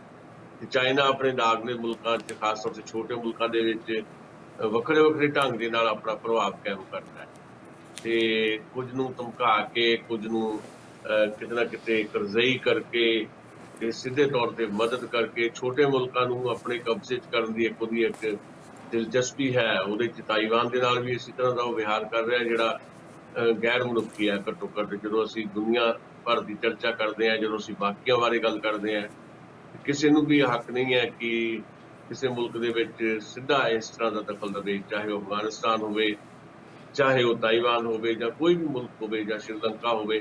ਤੇ ਇਹਦੇ ਸਿੱਟੇ ਵੀ ਪਿਛਲੇ ਲੰਮੇ ਸਮੇਂ ਤੋਂ ਅਸੀਂ ਦੇਖਿਆ, ਜਿਨ੍ਹਾਂ ਵੱਡੇ ਮੁਲਕਾਂ ਨੇ ਛੋਟੇ ਮੁਲਕਾਂ 'ਚ ਇਸ ਕਿਸਮ ਦਾ ਬਾਹਰੀ ਦਖਲ ਦਿੱਤਾ ਹੈ, ਉਹਦਾ ਨੁਕਸਾਨ ਜਿਹੜਾ ਉਸੇ ਮੁਲਕ ਨੂੰ ਆਇਆ, ਵੱਡੇ ਮੁਲਕ ਨੂੰ ਹੋਇਆ। ਪਰ ਚਾਈਨਾ ਦਾ ਆਪਣਾ ਜਿਸ ਢੰਗ ਦਾ ਤਰੀਕਾ ਆ, ਉਸ ਢੰਗ ਨਾਲ ਉਹ ਕੰਮ ਕਰ ਰਿਹਾ। ਪਰ ਮੈਨੂੰ ਲੱਗਦਾ ਜਿਹੜੇ ਬਾਕੀ ਮੁਲਕ ਨੇ, ਵੱਡੇ ਮੁਲਕ ਨੇ, ਉਹਨਾਂ ਨੂੰ ਕਿਤੇ ਨਾ ਕਿਤੇ ਇਹਦੇ 'ਤੇ ਰਿਐਕਟ ਤਾਂ ਜ਼ਰੂਰ ਕਰਨਾ ਚਾਹੀਦਾ ਹੈ। ਤਾਇਵਾਨ ਦੀ ਸਥਿਤੀ ਨੂੰ ਦੇਖਣਾ ਚਾਹੀਦਾ।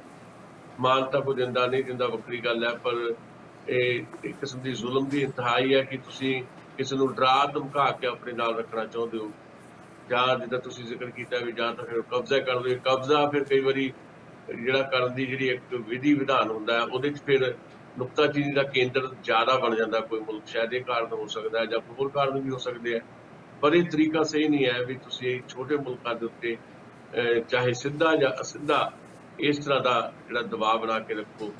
ਤੇ ਇਹਦੇ ਸਿੱਟੇ ਜਿਹੜੇ ਆ ਉਹ ਨਾ ਤਾਂ ਉੱਥੋਂ ਦੇ ਜਿਹੜੇ ਨਾਗਰਿਕ ਆ ਉਹਨਾਂ ਦੇ ਹੱਕ ਪੁੱਛਦੇ ਆ, ਉਹਨਾਂ ਨੂੰ ਕੋਈ ਕਿਸੇ ਕਿਸਮ ਦੀ ਰਾਹਤ ਦੇਣ ਦੀ ਜ਼ਰੂਰਤ ਹੈ, ਨਾ ਕਿ ਇਸ ਤਰ੍ਹਾਂ ਦਾ ਦਬਾਅ ਬਣਾਉਣ ਦੀ ਜ਼ਰੂਰਤ ਹੈ।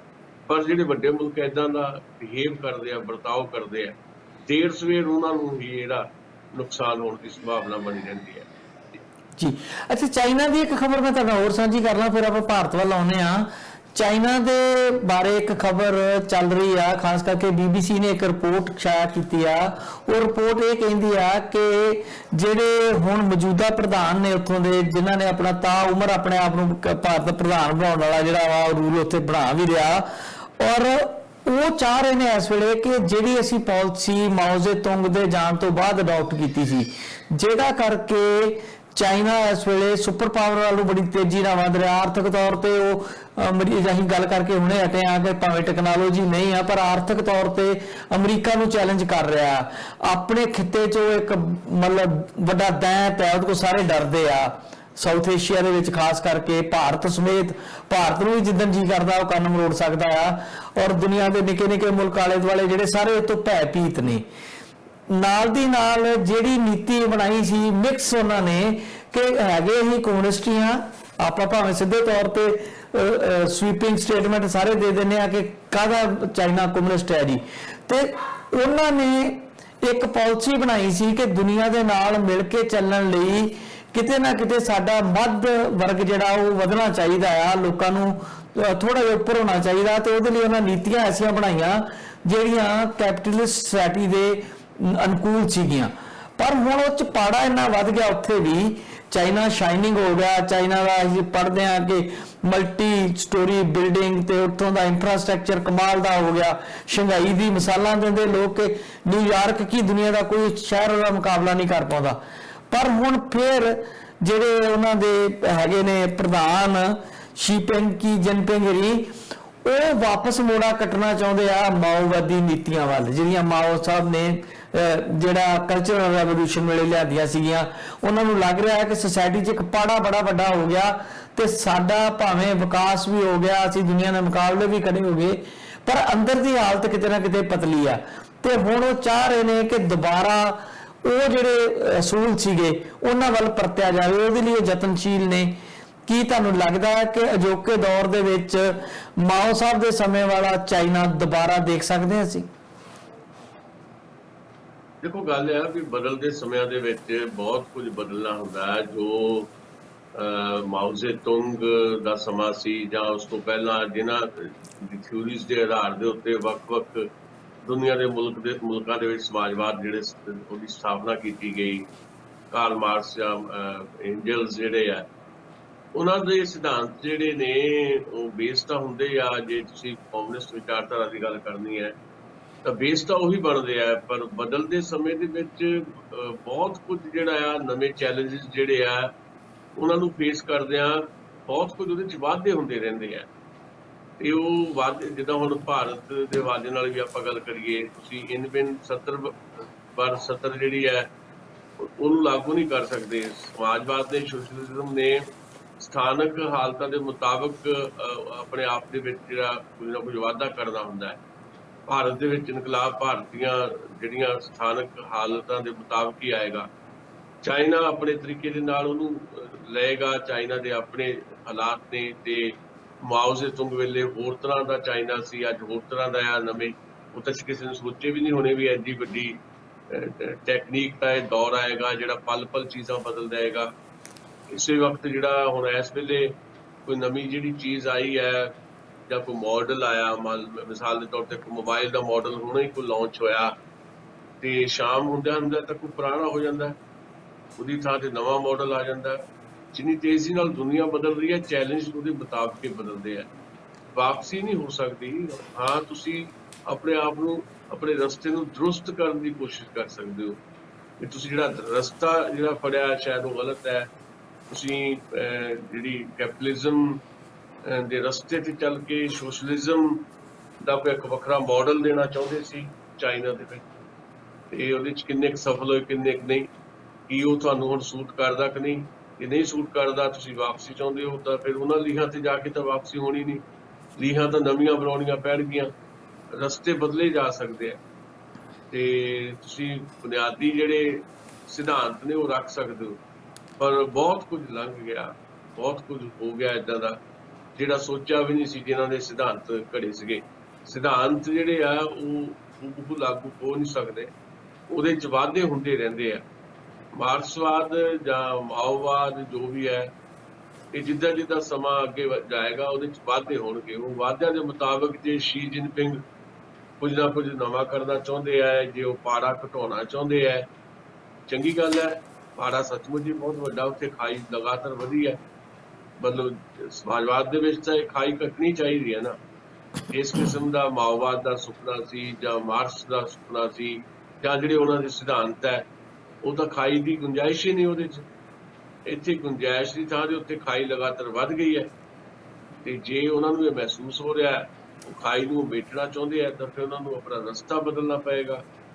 ਤੇ ਉਹ ਰਸਤਾ ਕਿਵੇਂ ਬਦਲਣਗੇ, ਕਿਸ ਢੰਗ ਨਾਲ ਬਦਲਣਗੇ, ਬਦਲਦੇ ਹੋਏ ਸੰਦਰਭ ਜਿਹੜੇ ਆ ਜਾਂ ਦੁਨੀਆ ਜਿੱਥੇ ਪਹੁੰਚ ਰਹੀ ਹੈ, ਨਵੇਂ ਜ਼ਮਾਨੇ 'ਚ ਨਵੀਂ ਟੈਕਨੀਕਸ ਹੈ, ਵਿਗਿਆਨ ਦੀਆਂ ਪਤਾ ਨਹੀਂ ਕਿੰਨੀਆਂ ਹੋਰ ਕਾਢਾਂ ਜਦ ਤੱਕ ਆ ਜਾਣੀਆਂ, ਉਹ ਸਾਰੇ ਕੁਝ ਨੂੰ ਤੁਸੀਂ ਉਹ ਜਿਹੜੇ ਟੂਲਸ ਨਵੇਂ ਆ ਗਏ ਆ ਉਹਨਾਂ ਨੂੰ ਕਿੱਦਾਂ ਇੱਕ ਨਵੇਂ ਰਸਤੇ ਤੇ ਲਿਜਾ ਕੇ ਆਪਣੇ ਸਿਧਾਂਤਾਂ ਤੇ ਪਹਿਰਾ ਦੇ ਸਕੋਗੇ। ਵੱਡੇ ਚੈਲੰਜਸ ਨੇ ਤੇ ਇਕੱਲੇ ਸ਼ੀ ਜਿਨਪਿੰਗ ਦੇ ਸੋਚਣ ਦਾ ਵਿਸ਼ਾ ਨਹੀਂ ਹੈ। ਉੱਥੋਂ ਦੀ ਕਮਿਊਨਿਸਟ ਪਾਰਟੀ ਸਿਰ ਜੋੜ ਕੇ ਬੈਠੇਗੀ, ਦੁਨੀਆ ਨੂੰ ਵਿਚਾਰੇਗੀ, ਇਕੱਲਾ ਚਾਈਨਾ ਨਹੀਂ ਬਾਕੀ ਦੁਨੀਆ ਨੂੰ ਵੀ ਵਿਚਾਰੇਗੀ।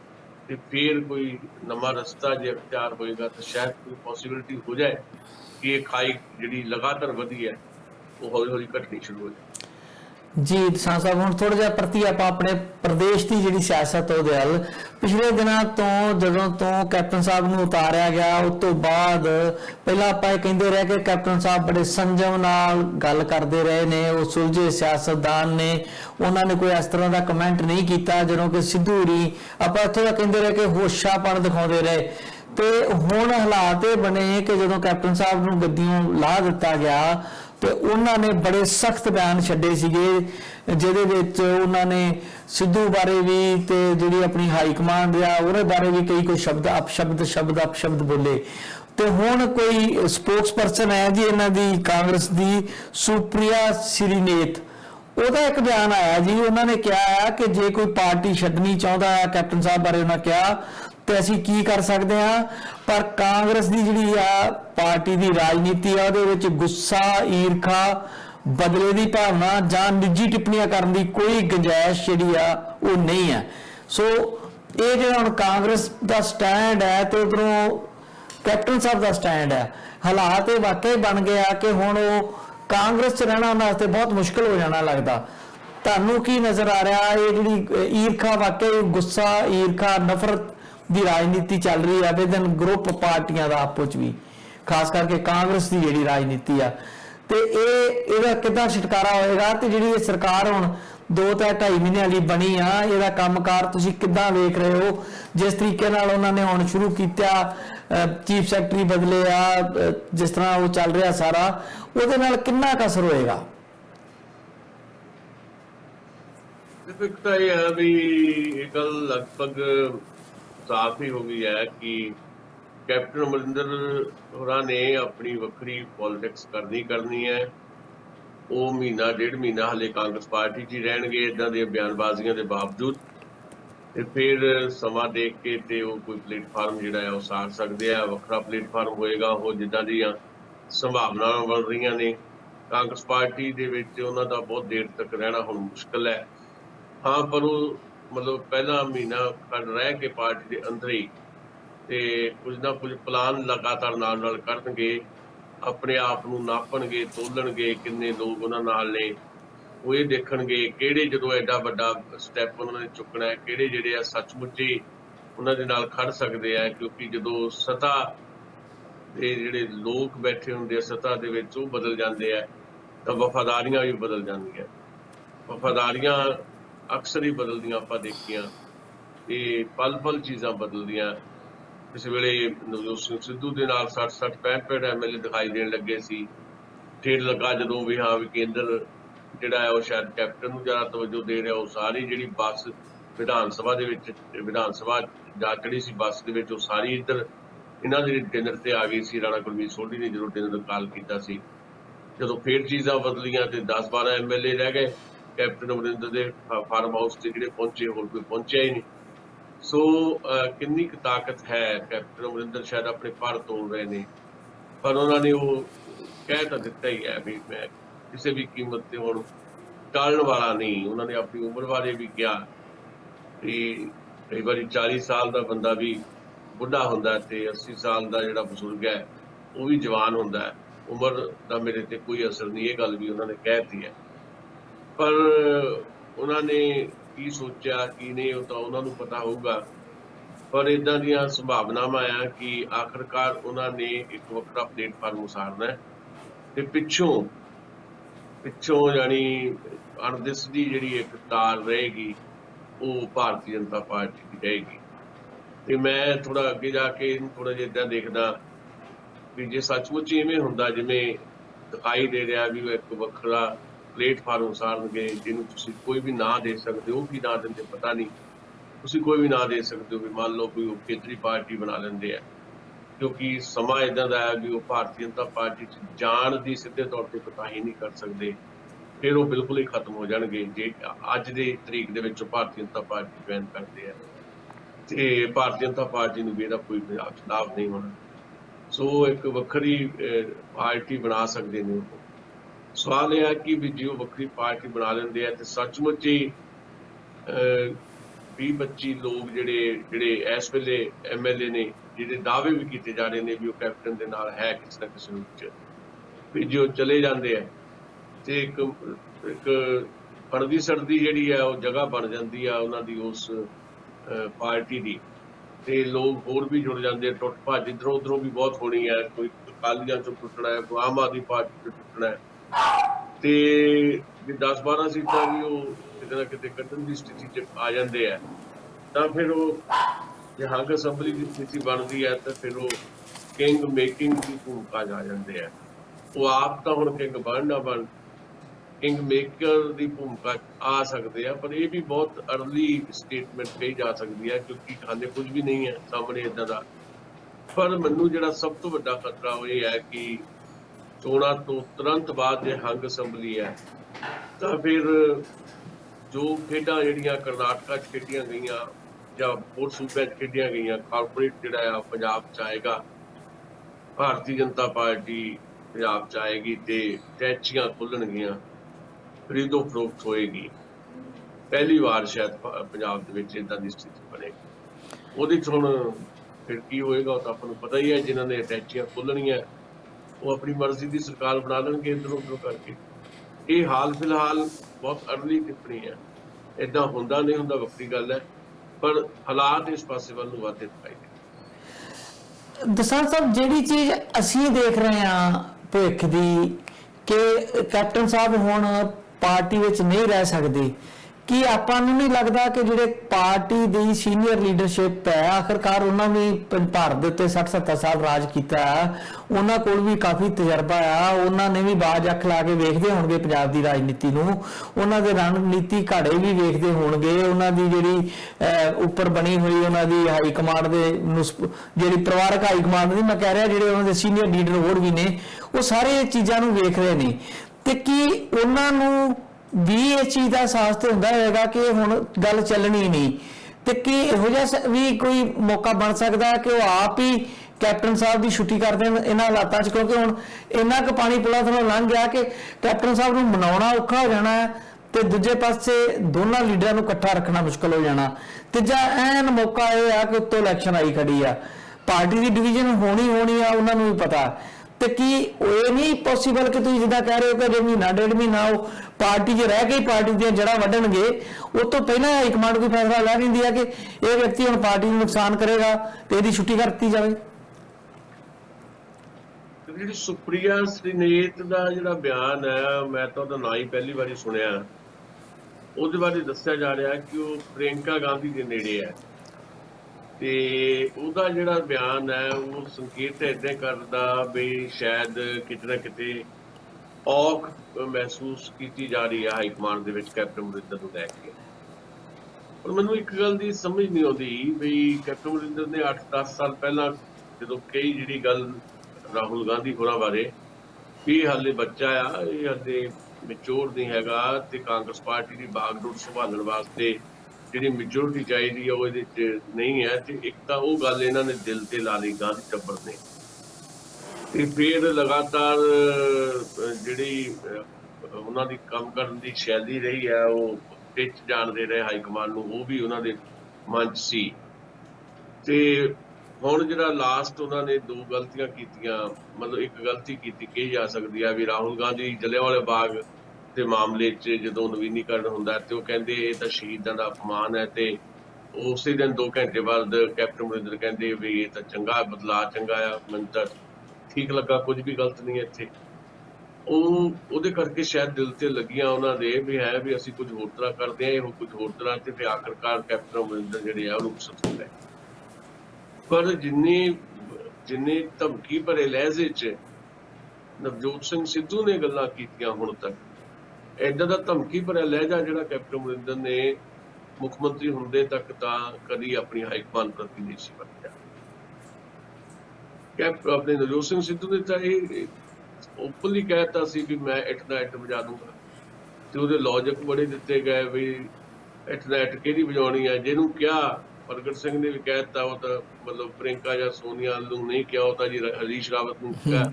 ਹਾਂਜੀ, ਜੇ ਹਰੀਸ਼ ਰਾਵਤ ਨੂੰ ਕਿਹਾ ਤੇ ਹਰੀਸ਼ ਰਾਵਤ ਕਹਿੰਦਾ ਨਹੀਂ ਮੈਨੂੰ ਥੋੜ੍ਹਾ ਕਿਹਾ, ਉਹ ਤਾਂ ਕਹਿੰਦਾ ਇੱਟ ਦਾ ਇੱਟ ਅਕਾਲੀਆਂ ਦੀ ਵਜਾਉਣੀ ਹੈ, ਅਕਾਲੀ ਗੱਠਜੋੜ ਦੀ ਵਜਾਉਣੀ ਹੈ ਜਾਂ ਆਮ ਆਦਮੀ ਪਾਰਟੀ ਦੀ ਵਜਾਉਣੀ।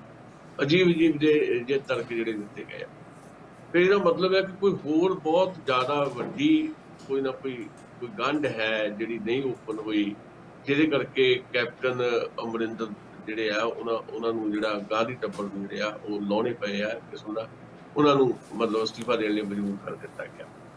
ਨਵਜੋਤ ਸਿੰਘ ਸਿੱਧੂ ਕੋਈ ਸਟੇਬਲ ਕਿਸਮ ਦੇ ਪੋਲੀਟੀਸ਼ੀਅਨ ਨਹੀਂ ਹੈ, ਤੇ ਉਹ ਕਿਸੇ ਵੇਲੇ ਵੀ ਕੈਪਟਨ ਅਮਰਿੰਦਰ ਤੋਂ ਵੀ ਵੱਡੀ ਟਰਬਲ ਖੜੀ ਕਰ ਸਕਦੇ ਆ ਕਾਂਗਰਸ ਪਾਰਟੀ ਦੀ। ਜਾਂ ਤਾਂ ਇਹ ਗੱਲਾਂ ਜਿਹੜੀਆਂ ਹੌਲੀ ਹੌਲੀ ਸਮਝ ਆਉਣਗੀਆਂ, ਜਾਂ ਕਿਤੇ ਨਾ ਕਿਤੇ ਥੋੜੀ ਬਹੁਤ ਸਮਝ ਆ ਗਈ ਲੱਗਦੀ ਹੈ। ਜਿਵੇਂ ਚਰਨਜੀਤ ਚੰਨੀ ਨੂੰ ਇਕੱਲੇ ਨੂੰ ਬੁਲਾਇਆ ਗਿਆ ਉੱਥੇ ਹਾਈਕਮਾਂਡ ਨੇ, ਨਹੀਂ ਤਾਂ ਆਮ ਤੌਰ ਤੇ ਹੁੰਦਾ ਵੀ ਚਲੋ ਜਿਹੜੇ ਪੰਜਾਬ ਦੇ ਪ੍ਰੈਜ਼ੀਡੈਂਟ ਆ ਉਹਨਾਂ ਨੂੰ ਵੀ ਨਾਲ ਬਿਠਾ ਲਓ। ਪ੍ਰੈਜ਼ੀਡੈਂਟ ਨੂੰ ਬਿਠਾਉਣ ਦੀ ਥਾਂ ਦੇ ਉੱਤੇ ਜਿਹੜੇ ਪ੍ਰੈਜ਼ੀਡੈਂਟ ਕਦੇ ਹੁੰਦੇ ਸੀ, ਜਿਹਨਾਂ ਦੀ ਥਾਂ ਤੇ ਪ੍ਰੈਜ਼ੀਡੈਂਟ ਲਾਇਆ ਨਵਜੋਤ ਸਿੱਧੂ ਨੂੰ, ਉਹਨੂੰ ਸਗੋਂ ਇੱਕ ਦਿਨ ਪਹਿਲਾਂ ਲੈ ਗਏ ਆ ਸੁਨੀਲ ਜਾਖੜ ਨੂੰ। ਸ਼ਾਇਦ ਹਾਈਕਮਾਨ ਜਾਂ ਜਿਹੜਾ ਗਾਂਧੀ ਪਰਿਵਾਰ ਹੈ ਹਾਈਕਮਾਨ ਹੈ ਜਿਹੜਾ ਆਪਾਂ ਜ਼ਿਕਰ ਕਰ ਰਹੇ ਹਾਂ, ਕੁਝ ਨਾ ਕੁਝ ਤਾਂ ਰੀਥਿੰਕ ਕਰ ਰਹੇ ਹੋ ਸਕਦੇ ਆ ਵੀ ਕੁਝ ਚੀਜ਼ਾਂ ਜਿਹੜੀਆਂ ਪੰਜਾਬ ਦੇ ਵਿੱਚ ਹੋ ਰਹੀਆਂ ਉਹਦੇ ਨਾਲ ਨੁਕਸਾਨ ਬਹੁਤ ਵੱਡਾ ਕਾਂਗਰਸ ਪਾਰਟੀ ਦਾ ਹੋ ਰਿਹਾ ਹੈ। ਤੇ ਸੁਨੀਲ ਜਾਖੜ ਬਾਰੇ ਵੀ ਚਰਚਾ ਚੱਲਦੀ ਸੀ ਵੀ ਉਹ ਬਹੁਤ ਸਖਤ ਨਾਰਾਜ਼ ਹੈ। ਇਸ ਤੋਂ ਪਹਿਲਾਂ ਕਿ ਉਹਨਾਂ ਦੀ ਨਾਰਾਜ਼ਗੀ ਕਿਸੇ ਹੋਰ ਤਰ੍ਹਾਂ ਜਿਹੜੀ ਆ ਪ੍ਰਗਟ ਹੁੰਦੀ, ਤੇ ਉਹਨਾਂ ਨੂੰ ਏਅਰਪੋਰਟ ਤੇ ਕਾਲ ਕਰਕੇ ਪੌਣਾ ਘੰਟਾ VIP ਲਾਂਚ 'ਚ ਬਹਿ ਕੇ ਤੇ ਫਿਰ ਨਾਲ ਹੀ ਉਡਾ ਕੇ ਲੈ ਗਏ ਨੇ ਰਾਹੁਲ ਤੇ ਪ੍ਰਿੰਕਾ। ਤੇ ਉੱਥੇ ਹੁਣ ਮੀਟਿੰਗਾਂ ਦਾ ਦੌਰ ਚੱਲ ਰਿਹਾ ਹੈ। ਇਨ ਬਿਟਵੀਨ ਚਰਨਜੀਤ ਚੰਨੀ ਨੂੰ ਬੁਲਾ ਲਿਆ, ਕੈਬਨਿਟ ਦਾ ਜਿਹੜਾ ਕੋਈ ਨਾ ਕੋਈ ਉਹਨੂੰ ਬਣਾਉਣਾ ਹੈ, ਕੈਬਨਿਟ 'ਚ ਮੰਤਰੀ ਕਿਹੜੇ ਕਿਹੜੇ ਹੋਣਗੇ ਸ਼ਾਇਦ ਇਹ ਤੈਅ ਹੋ ਰਿਹਾ ਹੋਵੇਗਾ। ਇਹਦਾ ਮਤਲਬ ਹੈ ਕਿ ਨਵਜੋਤ ਸਿੰਘ ਸਿੱਧੂ ਦਾ ਜਿਹੜਾ ਦਖਲ ਪਿਛਲੇ 4 ਦਿਨ ਤੋਂ ਦੇਖ ਰਹੇ ਸੀ ਚਰਨਜੀਤ ਸਿੰਘ ਚੰਨੀ ਦੇ ਨਾਲ ਜਾਂ ਜਿਸ ਢੰਗ ਦਾ ਦਖਲ ਸੀ ਜਿਹੜਾ ਬਹੁਤ ਕ੍ਰਿਟੀਸਾਈਜ਼ ਵੀ ਹੋਇਆ, ਜਿਹੜਾ ਬੁਰਾ ਵੀ ਲੱਗਦਾ, ਸਾਨੂੰ ਵੀ ਬੁਰਾ ਲੱਗਾ, ਤੇ ਖੁਦ ਚਰਨਜੀਤ ਚੰਨੀ ਨੂੰ ਕਿਉਂ ਨਹੀਂ ਬੁਰਾ ਲੱਗਾ ਇਹ ਮੈਨੂੰ ਨਹੀਂ ਹਾਲੇ ਸਮਝ। ਤੇ ਉਹਦੀ ਥਾਂ ਤੇ ਹੁਣ ਸੁਨੀਲ ਜਾਖੜ ਨੂੰ ਨਾਲ ਬਿਠਾਉਣਾ ਤੇ ਚੰਨੀ ਹੋਰਾਂ ਨੂੰ ਬੁਲਾ ਲੈਣਾ ਤੇ ਨਵਜੋਤ ਸਿੰਘ ਸਿੱਧੂ ਨੂੰ ਕਿਤੇ ਨਾ ਕਿਤੇ ਸਾਈਡ ਤੇ ਛੱਡ ਦੇਣਾ। ਸੋ ਲੱਗਦਾ ਹਾਈਕਮਾਨ ਕੁਝ ਹੋਰ ਢੰਗ ਦਾ ਵੀ ਸੋਚ ਰਹੀ ਹੈ ਵੀ ਕਿਵੇਂ ਕੋਈ ਡਾਇਰੈਕਸ਼ਨਸ ਵੀ ਸ਼ਾਇਦ ਦੇਣੀਆਂ ਹੁਣ ਚਰਨਜੀਤ ਚੰਨੀ ਨੂੰ ਵੀ 3 ਮਹੀਨੇ ਤੁਸੀਂ ਕਿੱਦਾਂ ਚੱਲਣਾ ਹੈ, ਇਕੱਲਿਆਂ ਚੱਲਣਾ, ਸੁਤੰਤਰ ਚੱਲਣਾ, ਕੈਬਨਿਟ ਨੂੰ ਨਾਲ ਲੈ ਕੇ ਚੱਲਣਾ, ਤੇ ਨਵਜੋਤ ਸਿੰਘ ਸਿੱਧੂ ਨਾਲ ਕਿੰਨਾ ਕੁ ਮਤਲਬ ਤਾਲਮੇਲ ਰੱਖਣਾ ਹੈ, ਪਾਰਟੀ ਦੇ ਤੌਰ ਤੇ ਰੱਖਣਾ ਜਾਂ ਸਰਕਾਰ ਉਹਦੇ ਰਾਹੀਂ ਚਲਵਾਉਣੀ ਹੈ, ਕੋਈ ਏਦਾਂ ਦੀਆਂ ਗੱਲਾਂ ਸ਼ਾਇਦ ਹੋਣ। ਜੀ ਅੱਛਾ, ਇੱਕ ਤਾਂ ਇਹ ਬੜਾ ਅਜੀਬ ਵਰਤਾਰਾ ਲੱਗਦਾ ਹੈ ਕਿ ਪੈਰ ਤੇ ਕਦੀ ਮੁੱਖ ਮੰਤਰੀ ਨੂੰ ਕਦੀ ਕਿਸੇ ਨੂੰ ਦਿੱਲੀ ਸੱਦ ਲਿਆ ਜਾਂਦਾ। ਸੰਚਾਰ ਦੇ ਇੰਨੇ ਸਾਧਨ ਆ, ਤੁਸੀਂ ਭਾਰਤ ਬੈਠੇ ਹੋ, ਅਸੀਂ ਕੈਨੇਡਾ ਬੈਠੇ ਹਾਂ, ਅਸੀਂ ਗੱਲ ਕਰ ਰਹੇ ਹਾਂ, ਕਿ ਇਹ ਪਾਰਟੀਆਂ ਨੂੰ ਨਹੀਂ ਤਾਂ ਚਾਹੀਦਾ ਕਿ ਇਹਨਾਂ ਨੂੰ ਭਜਾਈ ਫਿਰਦੇ ਆ ਤੇ ਆਪਣਾ ਕਮਿਊਨੀਕੇਸ਼ਨ ਕਿਸੇ ਹੋਰ ਤਰੀਕੇ ਨਾਲ ਹੋ ਜੇ, ਜੋ ਵੀ ਡਾਇਰੈਕਸ਼ਨ ਦੇਣੀ ਆ ਭਾਵੇਂ ਆਰਡਰ ਹੀ ਦੇਣੇ ਹੋਣ, ਤੇ ਬਾਰ-ਬਾਰ ਉਹਨਾਂ ਨੂੰ ਜਿੱਦਾਂ ਉਹ ਕਿਸੇ ਨੂੰ ਨੌਕਰ ਨੂੰ ਬੁਲਾਈਦਾ ਆ, ਉਹ ਆਖਰਕਾਰ ਮੁੱਖ ਮੰਤਰੀ ਆ ਜਾਂ ਮਤਲਬ ਪਾਰਟੀ ਚਲਾ ਰਹੇ ਜਿਹੜੇ ਲੋਕ ਆ, ਉਹਨਾਂ ਨੂੰ ਇਹ ਚੀਜ਼ ਸਮਝ ਨਹੀਂ ਆਉਂਦੀ ਕਿ ਉਹ ਉਹਨਾਂ ਨੂੰ ਬਾਰ-ਬਾਰ ਏਦਾਂ ਦਿੱਲੀ ਸੱਦ ਕੇ ਜਿਹੜਾ ਆ ਉਹ ਕੱਖੋਂ ਹੋਲਿਆ ਨਹੀਂ ਕਰ ਰਹੇ। ਲੋਕਾਂ ਨੂੰ ਲੱਗਦਾ ਨਹੀਂ ਕਿ ਇਹਨਾਂ ਦੇ ਆਪਣੇ ਪੱਲੇ ਕੁਝ ਵੀ ਨਹੀਂ। ਦੇਖੋ, ਇੱਕ ਕਲਚਰ ਜਿਹੜਾ ਡਿਵੈਲਪ ਹੋ ਜਾਂਦਾ ਪਾਰਟੀਆਂ ਦਾ, ਕਾਂਗਰਸ ਨੇ ਇਹ ਕਲਚਰ ਡਿਵੈਲਪ ਕਰ ਲਿਆ। ਸੋ ਉਹੀ ਤਰੀਕਾ ਆ ਮਹਾਰਾਜਾ ਵਾਲਾ, ਉਹੀ ਤਰੀਕਾ ਅਪਣਾਇਆ ਜਾਂਦਾ। ਹੁਣ ਜੇ ਸੋਚਣਾ ਹੋਵੇ, ਜੇ ਤੁਸੀਂ ਮਤਲਬ ਭੈਣ ਭਰਾ ਹੀ ਹੈ ਨਾ, ਮਤਲਬ ਸੋਨੀਆ ਗਾਂਧੀ ਨੂੰ ਵੀ ਸ਼ਾਮਲ ਕਰ ਲਓ ਹਾਈਕਮਾਨ, ਤੇ ਜੇ ਤੁਸੀਂ ਸ਼ਿਮਲੇ ਤੋਂ ਚੰਡੀਗੜ੍ਹ ਆਉਂਦੇ ਆ, ਮਤਲਬ ਦਿੱਲੀ ਜਾਂਦੇ ਆ, ਚੰਡੀਗੜ੍ਹ ਏਅਰਪੋਰਟ ਤੇ ਘੰਟਾ 2 ਘੰਟਾ ਰੁਕ ਸਕਦੇ ਹੋ, ਇੱਥੇ ਸੁਨੀਲ ਜਾਖੜ ਨੂੰ ਬੁਲਾ ਸਕਦੇ ਹੋ, VIP ਲਾਉਂਜ 'ਚ ਗੱਲਾਂ ਬਾਤਾਂ ਕਰ ਸਕਦੇ ਹੋ। ਤੁਸੀਂ ਜਿਹੜੇ 5 ਦਿਨ 4 ਦਿਨ ਉੱਥੇ ਗੁਜ਼ਾਰੇ ਮਸ਼ਹੂਰਾ ਸ਼ਿਮਲਾ ਦੇ ਵਿੱਚ, ਵਾਪਸੀ ਤੇ 1 ਦਿਨ ਪੂਰਾ ਤੁਸੀਂ ਚੰਡੀਗੜ੍ਹ ਗੁਜ਼ਾਰ ਸਕਦੇ ਹੋ। ਬੁਲਾ ਲਓ ਜਿਹਨੂੰ ਬੁਲਾਉਣਾ, ਸਗੋਂ ਇੱਕ ਨੂੰ ਛੱਡ ਕੇ ਸਾਰਿਆਂ ਨੂੰ ਬੁਲਾ ਲਓ। ਪਾਰਟੀ ਜਥੇਬੰਦੀ ਵਾਲਿਆਂ ਨੂੰ ਵੱਖਰੇ ਤੌਰ ਤੇ ਮਿਲ ਲਓ, ਸਰਕਾਰ ਦੇ ਜਿਹੜੇ ਲੋਕ ਆ, ਮੁੱਖ ਮੰਤਰੀ ਆ ਜਾਂ ਉਪ ਮੁੱਖ ਮੰਤਰੀ, ਉਹਨਾਂ ਨੂੰ ਵੱਖਰੇ ਤੌਰ ਤੇ ਮਿਲ ਲਓ। ਬਹੁਤ ਬੜਾ ਸਮਾਂ ਹੁੰਦਾ। ਉਹਦੀ ਥਾਂ ਦੇ ਉੱਤੇ ਇਸੇ ਤਰ੍ਹਾਂ ਦਾ ਮਾਹੌਲ ਬਣਾ ਕੇ ਰੱਖਣਾ, ਕਿਸੇ ਨੂੰ ਨਾਲ ਲੈ ਗਏ, ਕਿਸੇ ਨੂੰ ਜਾ ਕੇ ਤਲਬ ਕਰ ਲਿਆ, ਇਹ ਕੋਈ ਬਹੁਤ ਹੈਲਦੀ ਕਿਸਮ ਦੀ ਪਰੰਪਰਾ ਨਹੀਂ ਹੈ ਜਿਹੜੀ ਅਡਾਪਟ ਕਰਦੀ ਹੈ ਲਗਭਗ ਸਾਰੀਆਂ ਪਾਰਟੀਆਂ ਨੇ। ਤੇ ਠੀਕ ਨਹੀਂ ਲੱਗਦਾ। ਇੱਕ ਤਾਂ ਸਮਾਂ ਹੀ ਬਹੁਤ ਘੱਟ ਹੈ। ਅੱਜ 6ਵਾਂ ਦਿਨ ਚੜ ਗਿਆ, ਮੁੱਖ ਮੰਤਰੀ ਬਣਿਆ, ਕੰਮ ਬਹੁਤ ਸਾਰੇ ਰਹਿੰਦੇ ਆ, ਨਵੇਂ ਕੰਮ ਕਰਨੇ ਆ। ਜਿੱਦਾਂ ਜਿੱਦਾਂ ਦਿਨ ਘਟੀ ਜਾਂਦੇ ਆ, ਜਿਹੜੇ ਚੈਲੰਜਸ ਨੇ ਉਹ ਜ਼ਿਆਦਾ ਹੋਰ ਟਫ ਹੁੰਦੇ ਜਾਂਦੇ ਨੇ। ਜੋ ਕਹਿੰਦੇ ਸੀ ਉਹ ਕਿੱਦਾਂ ਕਰਨਾ ਆ, ਤੇ ਉਹ ਕਰਨ ਦੀ ਥਾਂ ਦੇ ਉੱਤੇ ਤੁਸੀਂ ਇਸੇ ਉਲਝਾਅ 'ਚ ਹੋ ਵੀ ਕੈਬਨਿਟ ਕਿਹੜੀ ਬਣਾਉਣੀ ਕਿਹੜੀ ਨਹੀਂ ਬਣਾਉਣੀ। ਤੇ ਫਿਰ ਦਿੱਲੀ ਕਦੀ ਕਿਸੇ ਨੂੰ ਕਾਲ ਕਰੋ, ਕਦੀ ਕਿਸੇ ਨੂੰ ਕਾਲ ਕਰੋ, ਹਾਲੇ ਪਤਾ ਨਹੀਂ ਕਿੰਨੇ ਦਿਨ ਹੋਰ ਲਮਕਾਉਣਾ ਹੈ।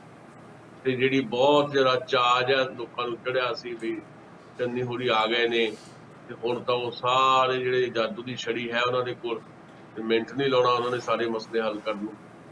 ਜਦਕਿ ਖਬਰਾਂ ਇਹ ਆ ਰਹੀਆਂ ਕਿ ਜਦੋਂ ਪ੍ਰੋਸੈਸ 'ਚ ਕੋਈ ਬੰਦਾ ਪੈਂਦਾ ਹੈ, ਜਦੋਂ ਕੈਬਨਿਟ ਦੀ ਪਹਿਲੀ ਮੀਟਿੰਗ ਹੋਈ, ਕੈਬਨਿਟ ਪੂਰੀ ਤਾਂ ਨਹੀਂ ਬਣਾਈ ਹਾਲੇ, ਜਿਹੜੇ 3 ਜਣਿਆਂ ਦੀ ਮੀਟਿੰਗ ਹੋਈ ਪਹਿਲੇ ਦਿਨ ਜਦੋਂ ਮੁੱਖ ਮੰਤਰੀ ਬਣਾਏ ਸੀ, OP ਸੋਨੀ ਤੇ ਸੁਖਜਿੰਦਰ ਰੰਧਾਵਾ ਨੇ ਤੇ ਚਰਨਜੀਤ ਚੰਨੀ, ਜਦੋਂ ਤਿੰਨੇ ਬੈਠੇ, ਖਬਰਾਂ ਇਹ ਆਈਆਂ ਵੀ ਤਿੰਨਾਂ ਨੇ ਬੈਠ ਕੇ ਜਦੋਂ ਵੱਖ-ਵੱਖ ਮਸਲਿਆਂ ਤੇ ਗੱਲ ਕੀਤੀ ਤੇ ਫਾਈਲਾਂ ਫਰੋਲੀਆਂ, ਤਾਂ ਦੇਖਿਆ ਵੀ ਇਹ ਤਾਂ ਪ੍ਰੋਸੀਜਰ ਹੀ ਬੜੇ ਔਖੇ ਆ, ਬੜੇ ਗੁੰਝਲਦਾਰ ਆ। ਇਹ ਤਾਂ ਇਮੀਡੀਏਟ ਬਹੁਤ ਕੁਝ ਹੋ ਹੀ ਨਹੀਂ ਸਕਦਾ। ਜਦੋਂ ਸਾਰੀਆਂ ਚੀਜ਼ਾਂ ਹੌਲੀ ਹੌਲੀ ਜਿਹੜੀਆਂ ਥੱਲੇ ਨੂੰ ਜਾਣ ਲੱਗ ਪਈਆਂ, ਹੁਣ ਗੱਲਾਂ ਹੋਰ ਤਰ੍ਹਾਂ ਦੀਆਂ ਹੁੰਦੀਆਂ। ਜੋ ਸਿੱਧੂ ਵੀ ਉਸ ਪੰਜਾਬ ਏਜੰਡੇ ਦੀ ਗੱਲ ਨਹੀਂ ਕਰਦੇ, ਬਸ ਭਾਸ਼ਣਬਾਜ਼ੀ ਝਾੜਦੇ ਆ, ਤੇ ਜਿਹੜੀ ਉਹਨਾਂ ਦੀ ਆਦਤ ਹੈ। ਤੇ ਚੰਨੀ ਵੀ ਜਿਹੜੇ ਆ ਉਹ ਪਾਪੂਲਰ ਜਿਹੇ ਸਟੈਪ ਚੁੱਕਦੇ ਆ, ਉਹ ਬੱਲਾ ਡੇਰੇ ਤੇ ਚਲ ਜਾਂਦੇ ਆ, ਸ਼੍ਰੀ ਗੁਰੂ ਰਵਿਦਾਸ ਜੀ ਦੇ ਨਾਂ ਦੇ ਉੱਤੇ ਜਿਹੜਾ ਚੇਅਰ ਸਥਾਪਿਤ ਕਰਨ ਦੀ ਗੱਲ ਕਰਦੇ ਆ, 100 ਕਰੋੜ ਦੀ ਲਾਗਤ ਦੇ ਨਾਲ ਡਾਕਟਰ ਅੰਬੇਡਕਰ ਭਵਨ ਬਣਾਉਣ ਦੀ ਗੱਲ ਕਰਦੇ ਆ, ਮਿਊਜ਼ੀਅਮ ਬਣਾਉਣ ਦੀ ਗੱਲ ਕਰਦੇ ਆ PTU ਦੇ ਵਿੱਚ। ਸੋ ਇਸ ਤਰ੍ਹਾਂ ਦੇ ਪਾਪੂਲਰ ਜਿਹੇ ਸਟੈਪ ਚੱਕ ਕੇ ਟਾਰਗੇਟ ਕਰ ਰਹੇ ਆ ਆਪਣਾ ਜਿਹੜਾ 32% ਜਿਹੜਾ ਵੋਟ ਸ਼ੇਅਰ ਹੈ ਅਨੁਸੂਚਿਤ ਜਾਤੀ ਦਾ। ਸੋ ਇਸ ਤਰ੍ਹਾਂ ਦੀਆਂ ਗੱਲਾਂ ਹੈਗੀਆਂ। ਮੈਨੂੰ ਲੱਗਦਾ ਨਹੀਂ ਹੈ ਕਿ ਇਹ ਜਿੱਦਾਂ ਤੁਸੀਂ ਜ਼ਿਕਰ ਕੀਤਾ ਹਾਈਕਮਾਨ ਦਾ ਖਾਸ ਤੌਰ ਦੇ ਉੱਤੇ, ਇਹ ਬਹੁਤੀ ਕਿ ਬਿਲਕੁਲ ਹੈਲਦੀ ਕਿਸਮ ਦੀ ਰਵਾਇਤ ਨਹੀਂ ਹੈ, ਸਿਹਤਮੰਦ ਪਰੰਪਰਾ ਨਹੀਂ ਹੈ, ਇਹਨੂੰ ਬਦਲਣਾ ਚਾਹੀਦਾ। ਅੱਛਾ ਦਸਾਂ ਸਾਹਿਬ, ਕਿਤੇ ਨਾ ਕਿਤੇ ਇਦਾਂ ਲੱਗਦਾ ਹੈ ਕਿ ਚੰਨੀ ਨੇ ਪ੍ਰਭਾਵ ਦੇਣਾ ਚਾਹੁੰਦੇ ਨੇ ਕਿ ਰਜਵਾੜਾ ਸ਼ਾਹੀ ਦਾ ਅੰਤ ਹੋਇਆ ਤੇ ਹੁਣ ਡੈਮੋਕ੍ਰੇਸੀ ਹੋਏਗੀ, ਅਸੀਂ ਲੋਕਾਂ ਦੇ ਬੰਦੇ ਹਾਂ, ਲੋਕਾਂ 'ਚ ਰਵਾਂਗੇ। ਕਿਹਾ ਜਾਂਦਾ ਕਿ ਜਦੋਂ ਅੰਬੇਦਕਰ ਚੇਅਰ ਵਾਲਾ ਫੰਕਸ਼ਨ ਸੀ ਉੱਥੇ ਕਾਫੀ ਜ਼ਿਆਦਾ ਨੌਜਵਾਨ ਵਗੈਰਾ ਵੀ ਬੁਲਾਏ ਗਏ ਸੀ, ਭੰਗੜਾ ਵਗੈਰਾ ਦੀਆਂ ਟੀਮਾਂ, ਤੇ ਚੰਨੀ ਰੀ ਖੁਦ ਉਹਨਾਂ ਦੇ ਨਾਲ ਜਾ ਕੇ ਭੰਗੜਾ ਪਾਉਂਦੇ ਰਹੇ। ਤੇ ਬਾਅਦ ਵਿੱਚ ਜਿੰਨੇ ਉਹ ਕਲਾਕਾਰ ਸੀ, ਨੌਜਵਾਨ ਸੀਗੇ, ਉਹਨਾਂ ਨੂੰ ਜੱਫੀਆਂ ਇਕੱਲੇ ਨੂੰ ਪਾ ਕੇ ਮਿਲਦੇ ਰਹੇ। ਯਾਨੀ ਕਿ ਉਹਨਾਂ ਇਹ ਪ੍ਰਭਾਵ ਦਿੱਤਾ ਕਿ ਮੈਂ ਆਮ ਵਿਅਕਤੀ ਹਾਂ ਤੇ ਤੁਹਾਡੇ ਚੋਂ ਹੀ ਹਾਂ, ਤੁਹਾਡੇ ਨਾਲ ਹੈ। ਇੱਕ ਇਹ ਪਰੰਪਰਾ ਤੇ ਚਲੋ ਲੱਗਦੀ ਹੈ ਕਿਤੇ ਨਾ ਕਿਤੇ ਵੀ ਇਹ ਮਿੱਥ ਟੁੱਟਣੀ ਚਾਹੀਦੀ ਆ ਕਿ ਕੋਈ ਵੀ ਵਿਅਕਤੀ ਏਡਾ ਵੱਡਾ ਨਹੀਂ ਹੋ ਜਾਂਦਾ ਜਿਹਦੇ ਕੋਲ ਉਹਦਾ ਵੱਡਾ ਹੈ ਤੇ ਉਹ ਮਨੁੱਖ ਨੂੰ ਮਨੁੱਖ ਹੀ ਨਾ ਸਮਝੇ। ਜਿਸ ਤਰ੍ਹਾਂ ਉਹ ਹਿੰਦੂ ਭਾਈਚਾਰੇ 'ਚ ਭਿੱਟ ਜਾਣ ਦਾ ਅਹਿਸਾਸ ਕਰਾ ਦਿੰਦੇ ਸੀ ਨਾ ਸ਼ੂਦਰ ਨੂੰ, ਕਿਤੇ ਉਦਾਂ ਦੀ ਪਾਲਿਸੀ ਜਿਹੜੀ ਆ ਉਹ ਚੱਲਦੀ ਰਹੀ ਹੈ ਕੈਪਟਨ ਦੇ ਵੇਲੇ, ਜਿਹਦਾ ਕਰਕੇ ਲੋਕ ਉਹਨਾਂ ਤੋਂ ਕਾਫੀ ਨਿਰਾਸ਼ ਨੇ, ਜਿਹੜਾ ਉਹਨਾਂ ਦਾ ਤਰੀਕਾਕਾਰ ਸੀਗਾ। ਤੇ ਇੱਕ ਤੇ ਉਹ ਮਿੱਥ ਤੋੜਨ ਦੇ ਆਰੇ ਲੱਗੇ ਹੋਏ ਨੇ। ਦੂਜੀ ਮੈਨੂੰ ਲੱਗਦਾ ਹੈ ਕਿ ਕਿਤੇ ਨਾ ਕਿਤੇ ਕੋਟਾਂ 'ਚ ਜਾਣਗੇ ਨਾ, ਜੇ ਜਿੱਦਾਂ ਬਿਜਲੀ ਦੇ ਸਮਝੌਤੇ ਆ ਤੋੜ ਦਿੱਤੇ ਜਾਣ, ਨਾ ਵੀ ਫੁੱਲਾ ਫਰਾਲੀ ਕਰਨ, ਉਹ ਭਾਵੇਂ ਕੱਲ ਨੂੰ ਸਰਕਾਰ ਹਾਰ ਵੀ ਜਾਵੇ ਉੱਤੋਂ, ਪਰ ਉਹ ਇੱਕ ਪਾਪੂਲਰ ਤਰ੍ਹਾਂ ਦਾ ਇੱਕ ਐਕਸ਼ਨ ਤੇ ਕਰ ਸਕਦੇ ਨਾ ਕਿ ਲੋ ਜੀ ਸਮਝੌਤੇ ਹੀ ਕਰਤੇ ਰੱਦ, ਜਿਹਨੇ ਜਾਣਾ ਕੋਰਟ 'ਚ ਜਾਂਦਾ ਰਿਹਾ, ਆਪੇ ਤਰੀਕਾਂ ਪੈਂਦੀਆਂ, ਕੋਰਟ ਨੇ ਕਿਹੜਾ ਪਹਿਲੇ ਦਿਨ ਹੀ ਫੈਸਲਾ ਸੁਣਾ ਦੇਣਾ, ਆਪੇ ਚੱਲਦੇ ਰਹਿਣਗੇ ਕੇਸ। ਇਦਾਂ ਦੇ ਕੁਝ ਹੋਰ ਕੇਸ ਵੀ ਨੇ। ਅੱਜ ਮੈਂ ਕੌਰ ਵਿਜੇ ਪ੍ਰਤਾਪ ਦੀ ਇੱਕ ਪ੍ਰੈਸ ਕਾਨਫਰੰਸ ਨੂੰ ਵੇਖ ਰਿਹਾ ਸੀਗਾ, ਫਾਲੋ ਕਰ ਰਿਹਾ ਸੀਗਾ, ਉਹਨਾਂ ਤੇ ਚੰਨੀ ਰਾਤ ਵੀ ਇਸ ਤਰ੍ਹਾਂ ਦੇ ਇਲਜ਼ਾਮ ਲਾਤੇ ਆ ਕਿ ਜੇਕਰ ਉਹ ਚਾਹੁੰਦੇ ਆ ਕਿ ਇਨਸਾਫ ਮਿਲੇ ਬੇਅਦਬੀ ਦੇ ਮਾਮਲਿਆਂ ਦਾ, ਤੇ ਉਹ ਵੱਖਰੀ ਜਿਹੜੀ ਰਿਟ ਹੈ ਸੁਪਰੀਮ ਕੋਰਟ 'ਚ ਉਹਨੂੰ ਵਾਪਸ ਲੈ ਲੈਣੇ ਆ, ਉਹ ਜਿਹੜੀ ਮੈਂ ਹਾਈ ਕੋਰਟ ਦੇ ਬੈਂਚ 'ਚ ਪਾਈ ਆ ਉਹਨੂੰ ਸਪੋਰਟ ਕਰਨ, ਮੈਂ ਫਿਰ ਮੰਨੂਗਾ ਕਿ ਉਹ ਸਹੀ ਕੰਮ ਕਰ ਰਹੇ ਆ। ਸੋ ਇਦਾਂ ਦੇ ਕੁਝ ਫੈਸਲੇ ਤੇ ਉਹ ਕਰ ਹੀ ਸਕਦੇ ਆ ਨਾ, ਉਹਨਾਂ ਦਾ ਨਿਪਟਾਰਾ ਭਾਵੇਂ ਹੋਵੇ ਭਾਵੇਂ ਨਾ ਹੋਵੇ ਉਹਨਾਂ ਦੇ ਰਹਿੰਦਿਆਂ, ਪਰ ਪਾਪੂਲਰ ਤਰ੍ਹਾਂ ਦੇ ਐਕਸ਼ਨ ਉਹ ਕਰ ਸਕਦੇ ਮੈਨੂੰ ਲੱਗਦਾ ਵੱਡੇ। ਬਿਲਕੁਲ ਇਹੀ ਉਹਨਾਂ ਦੇ ਬਸ 'ਚ ਹੈ, ਤੇ ਪਰ ਉਹ ਬਸ ਤਾਂ ਉਹਨਾਂ ਦਾ ਕੈਬਨਿਟ ਦੇ ਵਿੱਚ ਹੀ ਮਤਲਬ ਫਾਈਨਲ ਕਰਕੇ ਚਲਾ ਕਰ ਸਕਣਗੇ ਨਾ। ਇਮੀਡੀਏਟ ਤੁਸੀਂ ਇਹ ਸਾਰੇ ਜਿਹੜੇ ਪਪੂਲਰ ਜਿਹੜੇ ਸਟੈਪ ਕੋਈ ਚੁੱਕਣੇ ਆ, ਜਿਹੜਾ ਤੁਰੰਤ ਕੋਈ ਨਾ ਕੋਈ ਲੋਕਾਂ ਦੇ ਵਿੱਚ ਪ੍ਰਭਾਵ ਬਣ ਜਾਂਦਾ ਹੁੰਦਾ ਵੀ ਹਾਂ ਵੀ ਆ ਮੁੱਖ ਮੰਤਰੀ ਨਵੇਂ ਆਏ, ਕੁਛ ਕਰਨਗੇ ਵੀ। ਜਿਹੜੇ ਕੋਰ ਇਸ਼ੂਜ਼ ਨੇ, ਜਿਹੜੇ PPA ਨੇ, ਜਿਹੜੇ ਬਿਜਲੀ ਦੇ ਸਮਝੌਤੇ ਆ, ਜਿਹੜੇ ਜਾਂ ਸ਼੍ਰੀ ਗੁਰੂ ਗ੍ਰੰਥ ਸਾਹਿਬ ਜੀ ਦਾ ਮਸਲਾ ਆ, ਜਾਂ ਜਿਹੜੇ ਮਾਫੀਆਜ਼ ਨੇ, ਉਹ ਹੁਣ ਪ੍ਰੈਸ ਕਾਨਫਰੰਸ ਦੇ ਵਿੱਚ ਤਾਂ ਉਹਨਾਂ ਨੇ ਗੱਲਾਂ ਕਰ ਲਈਆਂ, ਪਰ ਉਹਨਾਂ ਨੂੰ ਅਪਲਾਈ ਕਿੱਦਾਂ ਕਰਨਾ ਹੈ, ਜੇ ਪਹਿਲੇ ਕਦਮਾਂ ਦੇ ਤੌਰ ਤੇ ਉਹਨਾਂ ਨੂੰ ਸਾਰੀਆਂ ਗੱਲਾਂ ਨੂੰ ਅਪਲਾਈ ਕਰਨਾ ਹੋਵੇ ਤਾਂ ਕੈਬਨਿਟ 'ਚ ਪਾਸ ਕਰਕੇ ਕਰ ਸਕਣਗੇ ਨਾ। ਕੈਬਨਿਟ ਹਾਲੇ ਬਣੀ ਨਹੀਂ ਹੈ, ਸੋ ਇਹ ਤਾਂ ਕਰਨਗੇ ਉਹ, ਇਹੀ ਉਹਨਾਂ ਕੋਲ ਚਾਰਾ ਹੈ, ਇਹੀ ਉਹਨਾਂ ਕੋਲ ਰਸਤਾ ਹੈ। ਹੋਰ ਵੀ ਦਸਾਂਝ ਸਾਹਿਬ ਨਿੱਕੇ ਮਸਲੇ ਨੇ ਜਿਹੜੇ ਲੋਕਾਂ ਨੂੰ ਅਟਰੈਕਟ ਕਰਦੇ ਨੇ, ਜਿੱਦਾਂ ਪੰਜਾਬੀ ਬੋਲੀ ਦਾ ਮਸਲਾ ਆ, ਪੰਜਾਬੀ ਭਾਸ਼ਾ ਨੂੰ ਪੰਜਾਬ ਦੇ ਵਿੱਚ ਸਟ੍ਰਿਕਟਲੀ ਲਾਗੂ ਕਰਨ ਦਾ ਕੋਈ ਆਰਡੀਨੈਂਸ ਕਰ ਸਕਦੇ ਆ। ਕੁਝ ਇੱਕ ਚੀਜ਼ਾਂ ਹੋਰ ਨੇ ਜਿਹੜੀਆਂ ਪੰਜਾਬੀਆਂ ਨੂੰ ਅਪੀਲ ਕਰਦੀਆਂ ਨੇ, ਜਿਹੜੀਆਂ ਚੀਜ਼ਾਂ ਲੋਕ ਮੰਗਦੇ ਰਹੇ ਸਰਕਾਰ ਕੋਲ। ਵੱਡੇ ਮਸਲੇ ਜਿਹੜੇ ਆ ਉਹ ਤੇ ਵੱਖਰੀ ਗੱਲ ਆ, ਨਿੱਕੇ ਮਸਲਿਆਂ ਲਈ ਵੀ ਲੋਕ ਤਰਲੇ ਲੈਂਦੇ ਰਹੇ ਜਿਹੜੇ ਸਰਕਾਰਾਂ ਨੇ ਕੀਤਾ ਨਹੀਂ। ਤੁਸੀਂ ਲੋਕ ਵੀ ਚੰਡੀਗੜ੍ਹ ਦੀਆਂ ਸੜਕਾਂ ਤੇ ਪ੍ਰੋਟੈਸਟ ਕਰਦੇ ਰਹੇ ਹੋ ਭਾਸ਼ਾ ਨੂੰ ਲੈ ਕੇ, ਤੇ ਇਸ ਤਰ੍ਹਾਂ ਦੀਆਂ ਨਿੱਕੀਆਂ ਚੀਜ਼ਾਂ ਨੂੰ ਵੀ ਸਿੱਧੇ ਤੌਰ ਤੇ ਹੱਲ ਕਰ ਹੀ ਸਕਦੇ ਆ ਨਾ ਆਪਣੀ ਇਹ ਸਰਕਾਰ ਵਿੱਚ। ਇਹ ਉਹਨਾਂ ਦੇ ਸਲਾਹਕਾਰਾਂ ਤੇ ਡਿਪੈਂਡ ਕਰਦਾ, ਜਿਹੜੇ ਸਲਾਹਕਾਰ ਬਣਾਏ ਵੀ ਉਹ ਕੀ ਸਲਾਹਾਂ ਦਿੰਦੇ ਆ, ਕੀ ਹੋ ਸਕਦਾ ਹੈ। ਇੱਕ ਵਿਅਕਤੀ, ਆਪਾਂ ਬੈਠੇ ਗੱਲ ਕਰਦੇ ਆ, ਆਪਾਂ ਬੜਾ ਕੁਝ ਸੋਚਦੇ ਆ, ਗੱਲਾਂ ਤੋਂ ਗੱਲਾਂ ਨਿਕਲਦੀਆਂ, ਤੇ ਚਾਹੇ ਭਾਸ਼ਾ ਦਾ ਮਸਲਾ ਹੋਵੇ, ਹੋਰ ਵੀ ਬੜੇ ਕਲਚਰ ਪਾਲਿਸੀ ਦਾ ਮਸਲਾ ਆ, ਸਪੋਰਟਸ ਪਾਲਿਸੀ ਦਾ ਮਸਲਾ ਆ। ਚਲੋ ਸਪੋਰਟਸ ਮਿਨਿਸਟਰ ਤਾਂ ਸ਼ਾਇਦ ਹੁਣ ਲਾਉਣਗੇ ਆਪਣੇ ਨੂੰ ਪ੍ਰਗਟ ਸਿੰਘ ਹੋਰਾਂ ਨੂੰ ਜੋ ਖਬਰਾਂ ਹੈ, ਪਰ 3 ਮਹੀਨੇ 'ਚ ਕੀ ਹੋ ਸਕਦਾ। ਟਰਾਂਸਪੋਰਟ ਪਾਲਿਸੀ ਬੜੀ ਜ਼ਰੂਰੀ, ਟਰਾਂਸਪੋਰਟ ਪਾਲਿਸੀ ਆ ਜਿਹੜੀ ਆਪਣੀ ਰੇਤਾ ਬਜਰੀ ਵਾਲੀ ਪਾਲਿਸੀ, ਮੇਰੇ ਖਿਆਲ ਉੱਤੇ ਤਾਂ ਕੋਈ ਬਹੁਤੀ ਵੱਡੀ ਪਾਬੰਦੀ ਨਹੀਂ ਹੈ ਕੋਈ ਇਸ ਤਰ੍ਹਾਂ ਦੀ ਕਿ ਕੋਈ ਲੀਗਲ ਐਸਪੈਕਟ ਹੈਗੇ ਉਹਦੇ। ਠੀਕ ਹੈ, ਬੇਅਦਬੀ ਵਾਲਾ ਮਾਮਲਾ ਵੱਡਾ, ਹਾਂ ਕਹਿ ਤਾਂ ਰਹੇ ਨੇ। ਬਾਕੀ ਦੇਖੋ ਕੈਬਨਿਟ ਦੇ ਵਿੱਚ ਕੀ ਕੁਝ ਲੈ ਕੇ ਆਉਂਦੇ ਨੇ, ਕਿਵੇਂ ਉਹਨਾਂ ਨੂੰ ਅਪਲਾਈ ਕਰਨ ਦੀ ਗੱਲ ਕਰਦੇ ਆ। ਪਰ ਹਾਂ, ਇਹ ਸਾਰੇ ਪੋਪੂਲਰ ਸਟੈਪ ਹੀ ਮੰਨੇ ਜਾਣਗੇ, ਕੋਈ ਮਤਲਬ ਪਾਲਿਸੀ ਮੈਟਰ ਦੇ ਤੌਰ ਦੇ ਉੱਤੇ ਨਹੀਂ ਦੇਖਿਆ ਜਾਏਗਾ। ਇਹ ਜੇ ਕੱਲ ਨੂੰ ਇਹਨਾਂ ਦੀ ਫੇਰ ਸਰਕਾਰ ਆ ਜਾਂਦੀ ਹੈ ਤੇ ਇਹੀ ਲੋਕ ਆ ਜਾਂਦੇ ਨੇ ਮੁੱਖ ਮੰਤਰੀ ਦੇ ਤੌਰ ਤੇ, ਇਹੀ ਟੀਮ ਆ ਜਾਂਦੀ ਹੈ, ਤੇ ਇਹ ਸਾਰੀਆਂ ਚੀਜ਼ਾਂ ਨੂੰ ਕੰਟੀਨਿਊ ਨਹੀਂ ਕਰ ਪਾਉਣ, ਕਿਉਂਕਿ ਇਹ ਪਾਲਿਸੀ ਮੈਟਰ ਨਹੀਂ ਹੈ ਇਹਨਾਂ ਦਾ। ਤੇ ਸਿਰਫ ਤੇ ਸਿਰਫ ਵੋਟਾਂ ਹਾਸਲ ਕਰਨ ਦਾ ਇੱਕ ਹਥਕੰਡੇ ਦੇ ਤੌਰ ਤੇ ਇਹਨੂੰ ਦੇਖਿਆ ਜਾਣਾ ਚਾਹੀਦਾ, ਹੋਰ ਕੁਝ ਨਹੀਂ ਹੈ। ਬਾਕੀ ਦੇਖਦੇ ਆ ਹੁਣ ਕੀ ਕੱਢ ਕੁੱਢ ਕੇ ਲਿਆਉਂਦੇ ਆ ਉੱਥੋਂ ਦਿੱਲੀੋਂ, ਦਿੱਲੀ ਦੀ ਪਟਾਰੀ ਤੋਂ ਕਿਹੜੇ ਨਿਕਲਦੇ ਨੇ ਮੰਤਰੀ, ਫਿਰ ਉਹ ਕੈਬਨਿਟ ਦੀ ਮੀਟਿੰਗ ਕਾਲ ਹੁੰਦੀ ਹੈ, ਤੇ ਕਿਸ ਤਰ੍ਹਾਂ ਚੱਲਦਾ ਸਾਰਾ ਕੁਝ ਦੇਖਣਾ ਪਏਗਾ। ਇਹ ਇੱਕ ਅੱਧੇ ਦਿਨ 'ਚ ਬਹੁਤੀਆਂ ਚੀਜ਼ਾਂ ਸਾਡੇ ਸਾਹਮਣੇ ਆਉਣ। ਅੱਛਾ, ਜਿਹੜੇ ਚੀਫ ਸੈਕਟਰੀ ਬਦਲੇ ਆ ਸਰ ਇਹਨਾਂ ਨੇ, ਤੇ ਉਹ ਕਹਿੰਦੇ ਆ ਕਿ 6 ਵਿਅਕਤੀਆਂ ਨੂੰ ਇਗਨੋਰ ਕਰਕੇ ਉਹਨਾਂ ਨੂੰ ਲਾਇਆ ਗਿਆ। ਉਹ ਤਰੀਕਾਕਾਰ ਤੇ ਉਹੀ ਹੈ, ਚਲੋ ਸੀਨੀਅਰਟੀ ਵਗੈਰਾ ਨੂੰ ਕੋਈ ਨਹੀਂ ਮੱਦੇਨਜ਼ਰ ਰੱਖਿਆ ਇਹਨਾਂ ਨੇ। ਤੇ ਉਹ ਵਿਅਕਤੀ ਦੇ ਬਾਰੇ ਕੋਈ ਜਾਣਕਾਰੀ ਹੋਵੇ ਕਿ ਉਹ ਕਿਸ ਤਰ੍ਹਾਂ ਦਾ ਉਹਨਾਂ ਦਾ ਪਿੱਛੇ ਚੱਲ ਰਿਹਾ, ਕਿੰਨੇ ਕਮਾਨਦਾਰ ਨੇ, ਜਿੱਦਾਂ ਕਿਹਾ ਜਾ ਰਿਹਾ ਕੁਝ ਇੱਕ ਪੁਲਿਸ ਅਫਸਰਾਂ ਦਾ ਨਾਂ ਗਿਣਾਇਆ ਜਾ ਰਿਹਾ, ਹਰਪ੍ਰੀਤ ਸਿੱਧੂ ਹੋਰਾਂ ਦਾ, ਉਹ ਤੇ ਚਲੋ ਕਹਿੰਦੇ ਆ ਕਿ ਬਹੁਤ ਇਮਾਨਦਾਰ ਅਫਸਰ ਨੇ। ਚੀਫ ਸੈਕਟਰੀ ਵੀ ਇੱਕ ਨਾਂ ਕੁਝ ਹੋਰ ਬੋਲਦਾ ਸੀ ਪਰ ਲੈ ਕਿਸੇ ਹੋਰ ਨੂੰ ਆਉਂਦਾ। ਸੋ ਇਹ ਸਾਰੇ ਪਿੱਛੇ ਮਤਲਬ ਉਹਨਾਂ ਦੀ ਸੀਮਤ ਜੀ, ਹਾਂ ਅਨੁਰੁੱਧ ਤਿਵਾੜੀ ਹੋਰਾਂ ਨੂੰ ਚੀਫ ਸੈਕਟਰੀ ਲਾਇਆ ਗਿਆ ਜੀ, ਬਾਈਪਾਸ ਕੀਤਾ ਗਿਆ ਦੱਸਦੇ ਆ। ਫਿਰ ਤਾਂ ਉਹੀ ਗੱਲਾਂ ਆ ਜਾਂਦੀਆਂ ਮੁੜ ਕੇ ਵੀ ਤੁਹਾਡਾ ਤਰੀਕਾਕਾਰ ਤਾਂ ਉਹੀ ਹੈ, ਵਿਧੀ ਸਾਰੀ ਤੁਸੀਂ ਉਹੀ ਅਪਣਾ ਰਹੇ ਹੋ। ਬਾਕੀ ਵੀ ਜਿਸ ਉਸ ਵਿਅਕਤੀ ਬਾਰੇ ਮੈਂ ਕੋਈ ਟਿੱਪਣੀ ਨਹੀਂ ਕਰ ਸਕਦਾ, ਕਿਉਂਕਿ ਮੈਂ ਨਿੱਜੀ ਤੌਰ ਤੇ ਜਾਂ ਵੈਸੇ ਵੀ ਡਿਟੇਲ 'ਚ ਉਹਦੇ ਬਾਰੇ ਨਹੀਂ ਜਾਣਦਾ ਹਾਲੇ। ਹੁਣ ਹੌਲੀ ਸਾਰਾ ਕੁਝ ਆਏਗਾ ਸਾਡੇ ਸਾਹਮਣੇ, ਪਤਾ ਲੱਗੇਗਾ, ਉਹਨਾਂ ਦਾ ਪੁਰਾਣਾ ਰਿਕਾਰਡ ਦੇਖਾਂਗੇ। ਤੇ ਪਰ ਉਹਨਾਂ ਨੂੰ ਬਣਾਇਆ ਗਿਆ ਚੀਫ ਸੈਕਟਰੀ, ਉਹ ਆਪਣੀ ਮਰਜ਼ੀ, ਦੇਖੋ ਇਹ ਤਾਂ ਉਹਨਾਂ ਦੀ ਮਰਜ਼ੀ ਤੇ ਆਧਾਰਿਤ ਹੈ। ਮੁੱਖ ਮੰਤਰੀ ਜਿਹਦੇ ਨਾਲ ਕੰਫਰਟੇਬਲ ਹੋਣਗੇ ਉਹਨੂੰ ਚੀਫ ਸੈਕਟਰੀ ਲਾਉਣਗੇ, ਉਹਨਾਂ ਨੇ ਲਾ ਲਿਆ। ਇਹਦੇ ਕੋਈ ਬਹੁਤੀ ਮੈਨੂੰ ਲੱਗਦਾ ਕ੍ਰਿਟੀਸਾਈਜ਼ ਕਰਨ ਦੀ ਬਹੁਤੀ ਗੱਲ ਨਹੀਂ ਹੈ। ਪਰ ਫਿਰ ਵੀ ਜੇ ਕਈਆਂ ਨੂੰ ਬਾਈਪਾਸ ਕਰਕੇ ਲਾਇਆ ਗਿਆ ਹੋਏਗਾ ਤੇ ਇੱਕ ਗੁੱਸਾ ਰੋਸ ਜਿਆਦਾ ਫੈਲ ਜਾਂਦਾ। ਉਹਦਾ ਵੀ ਬਹੁਤ ਕੁਝ ਹੋ ਰਿਹਾ ਹੈ ਤੇ ਦੇਖਿਆ ਜਾ ਰਿਹਾ ਵੀ ਹਾਂ ਵੀ ਕਿਹੜਾ ਬੰਦਾ ਸਾਡੇ ਫਿੱਟ ਬਹਿੰਦਾ, ਕਿਹੜਾ ਨਹੀਂ। ਫਿਰ ਉਹ ਬਦਲਾ ਬਦਲੀ, ਤਬਾਦਲੇ, ਬੜਾ ਕੁਝ, ਨਿਯੁਕਤੀਆਂ, ਨਵੀਆਂ ਨਿਯੁਕਤੀਆਂ। ਇਹ ਹੁਣ 3 ਮਹੀਨੇ 'ਚ ਜੇ ਇਹੀ ਕੰਮ ਕਰਨੇ ਆ ਤਾਂ ਫਿਰ ਜਿਹੜੇ ਜ਼ਰੂਰੀ ਕੰਮ ਹੈ ਉਹ ਕਿੱਥੇ ਹੋਣਗੇ। ਸੋ ਇਸ ਕਰਕੇ ਮੈਨੂੰ ਲੱਗਦਾ ਕਿ ਜਿਹੜਾ ਮੁੱਖ ਮੰਤਰੀ ਜਾਂ ਜਿਹੜੀ ਟੀਮ ਹੁਣ ਬਣ ਜਾ ਰਹੀ ਹੈ, ਕੈਬਨਿਟ ਬਣ ਜਾ ਰਹੀ ਹੈ, ਉਹਨਾਂ ਦਾ ਜਿਹੜਾ ਨਿਸ਼ਾਨਾ ਅਸਲ ਦੇ ਵਿੱਚ 3 ਮਹੀਨੇ ਦੇ ਵਿੱਚ ਸਰਕਾਰ ਦੇ ਜਿਹੜੇ ਪੈਂਡਿੰਗ ਕੰਮ ਹੈ ਉਹਦੇ 'ਚੋਂ ਜਿੰਨੇ ਵੀ 100% ਉਹ ਅੰਤਮ ਨਤੀਜੇ ਤੇ ਪਹੁੰਚਣ ਵਾਲੇ ਹੋਣ, ਛੋਟੇ ਹੋਣ ਭਾਵੇਂ, ਉਹ ਕਰਨੇ ਚਾਹੀਦੇ ਆ ਜੀ। ਤੇ ਜਿਹੜੀ ਲੀਗਲ ਟੀਮ ਬਦਲੀ ਹੈ ਜੀ ਅਤਲ ਨੰਦਾ ਵਾਲੀ, ਤੇ ਉਹਦੀ ਜਗ੍ਹਾ ਜਿਹੜੇ ਨਵੇਂ ਲਾਏ ਨੇ ਕੋਈ DS ਪਟਵਾਲੀਆ ਮੈਂ ਵੀ ਜਿੱਦਾਂ ਤੁਸੀਂ ਕਹਿ ਰਹੇ ਹੋ ਸਪੋਕਸਪਰਸਨ ਦਾ ਨਾਂ ਨਹੀਂ ਸੁਣਿਆ, ਇਹਨਾਂ ਦਾ ਵੀ ਨਾਂ ਕਦੀ ਚਰਚਾ 'ਚ ਬਹੁਤਾ ਨਹੀਂ ਰਿਹਾ, ਪਤਾ ਨਹੀਂ ਕਿੰਨੇ ਸੀਨੀਅਰ ਵਕੀਲ ਨੇ। ਸੀਨੀਅਰ ਵਕੀਲ ਦੱਸਿਆ ਗਿਆ ਵੀ ਸੀਨੀਅਰ ਵਕੀਲ ਨੇ, ਪਰ ਉਹਨਾਂ ਦਾ ਰਿਕਾਰਡ ਉਹਨਾਂ ਦਾ ਵੀ ਨਹੀਂ, ਹਾਲੇ ਇੱਕ ਲਾਈਨ ਦੀ ਖਬਰ ਸੀ।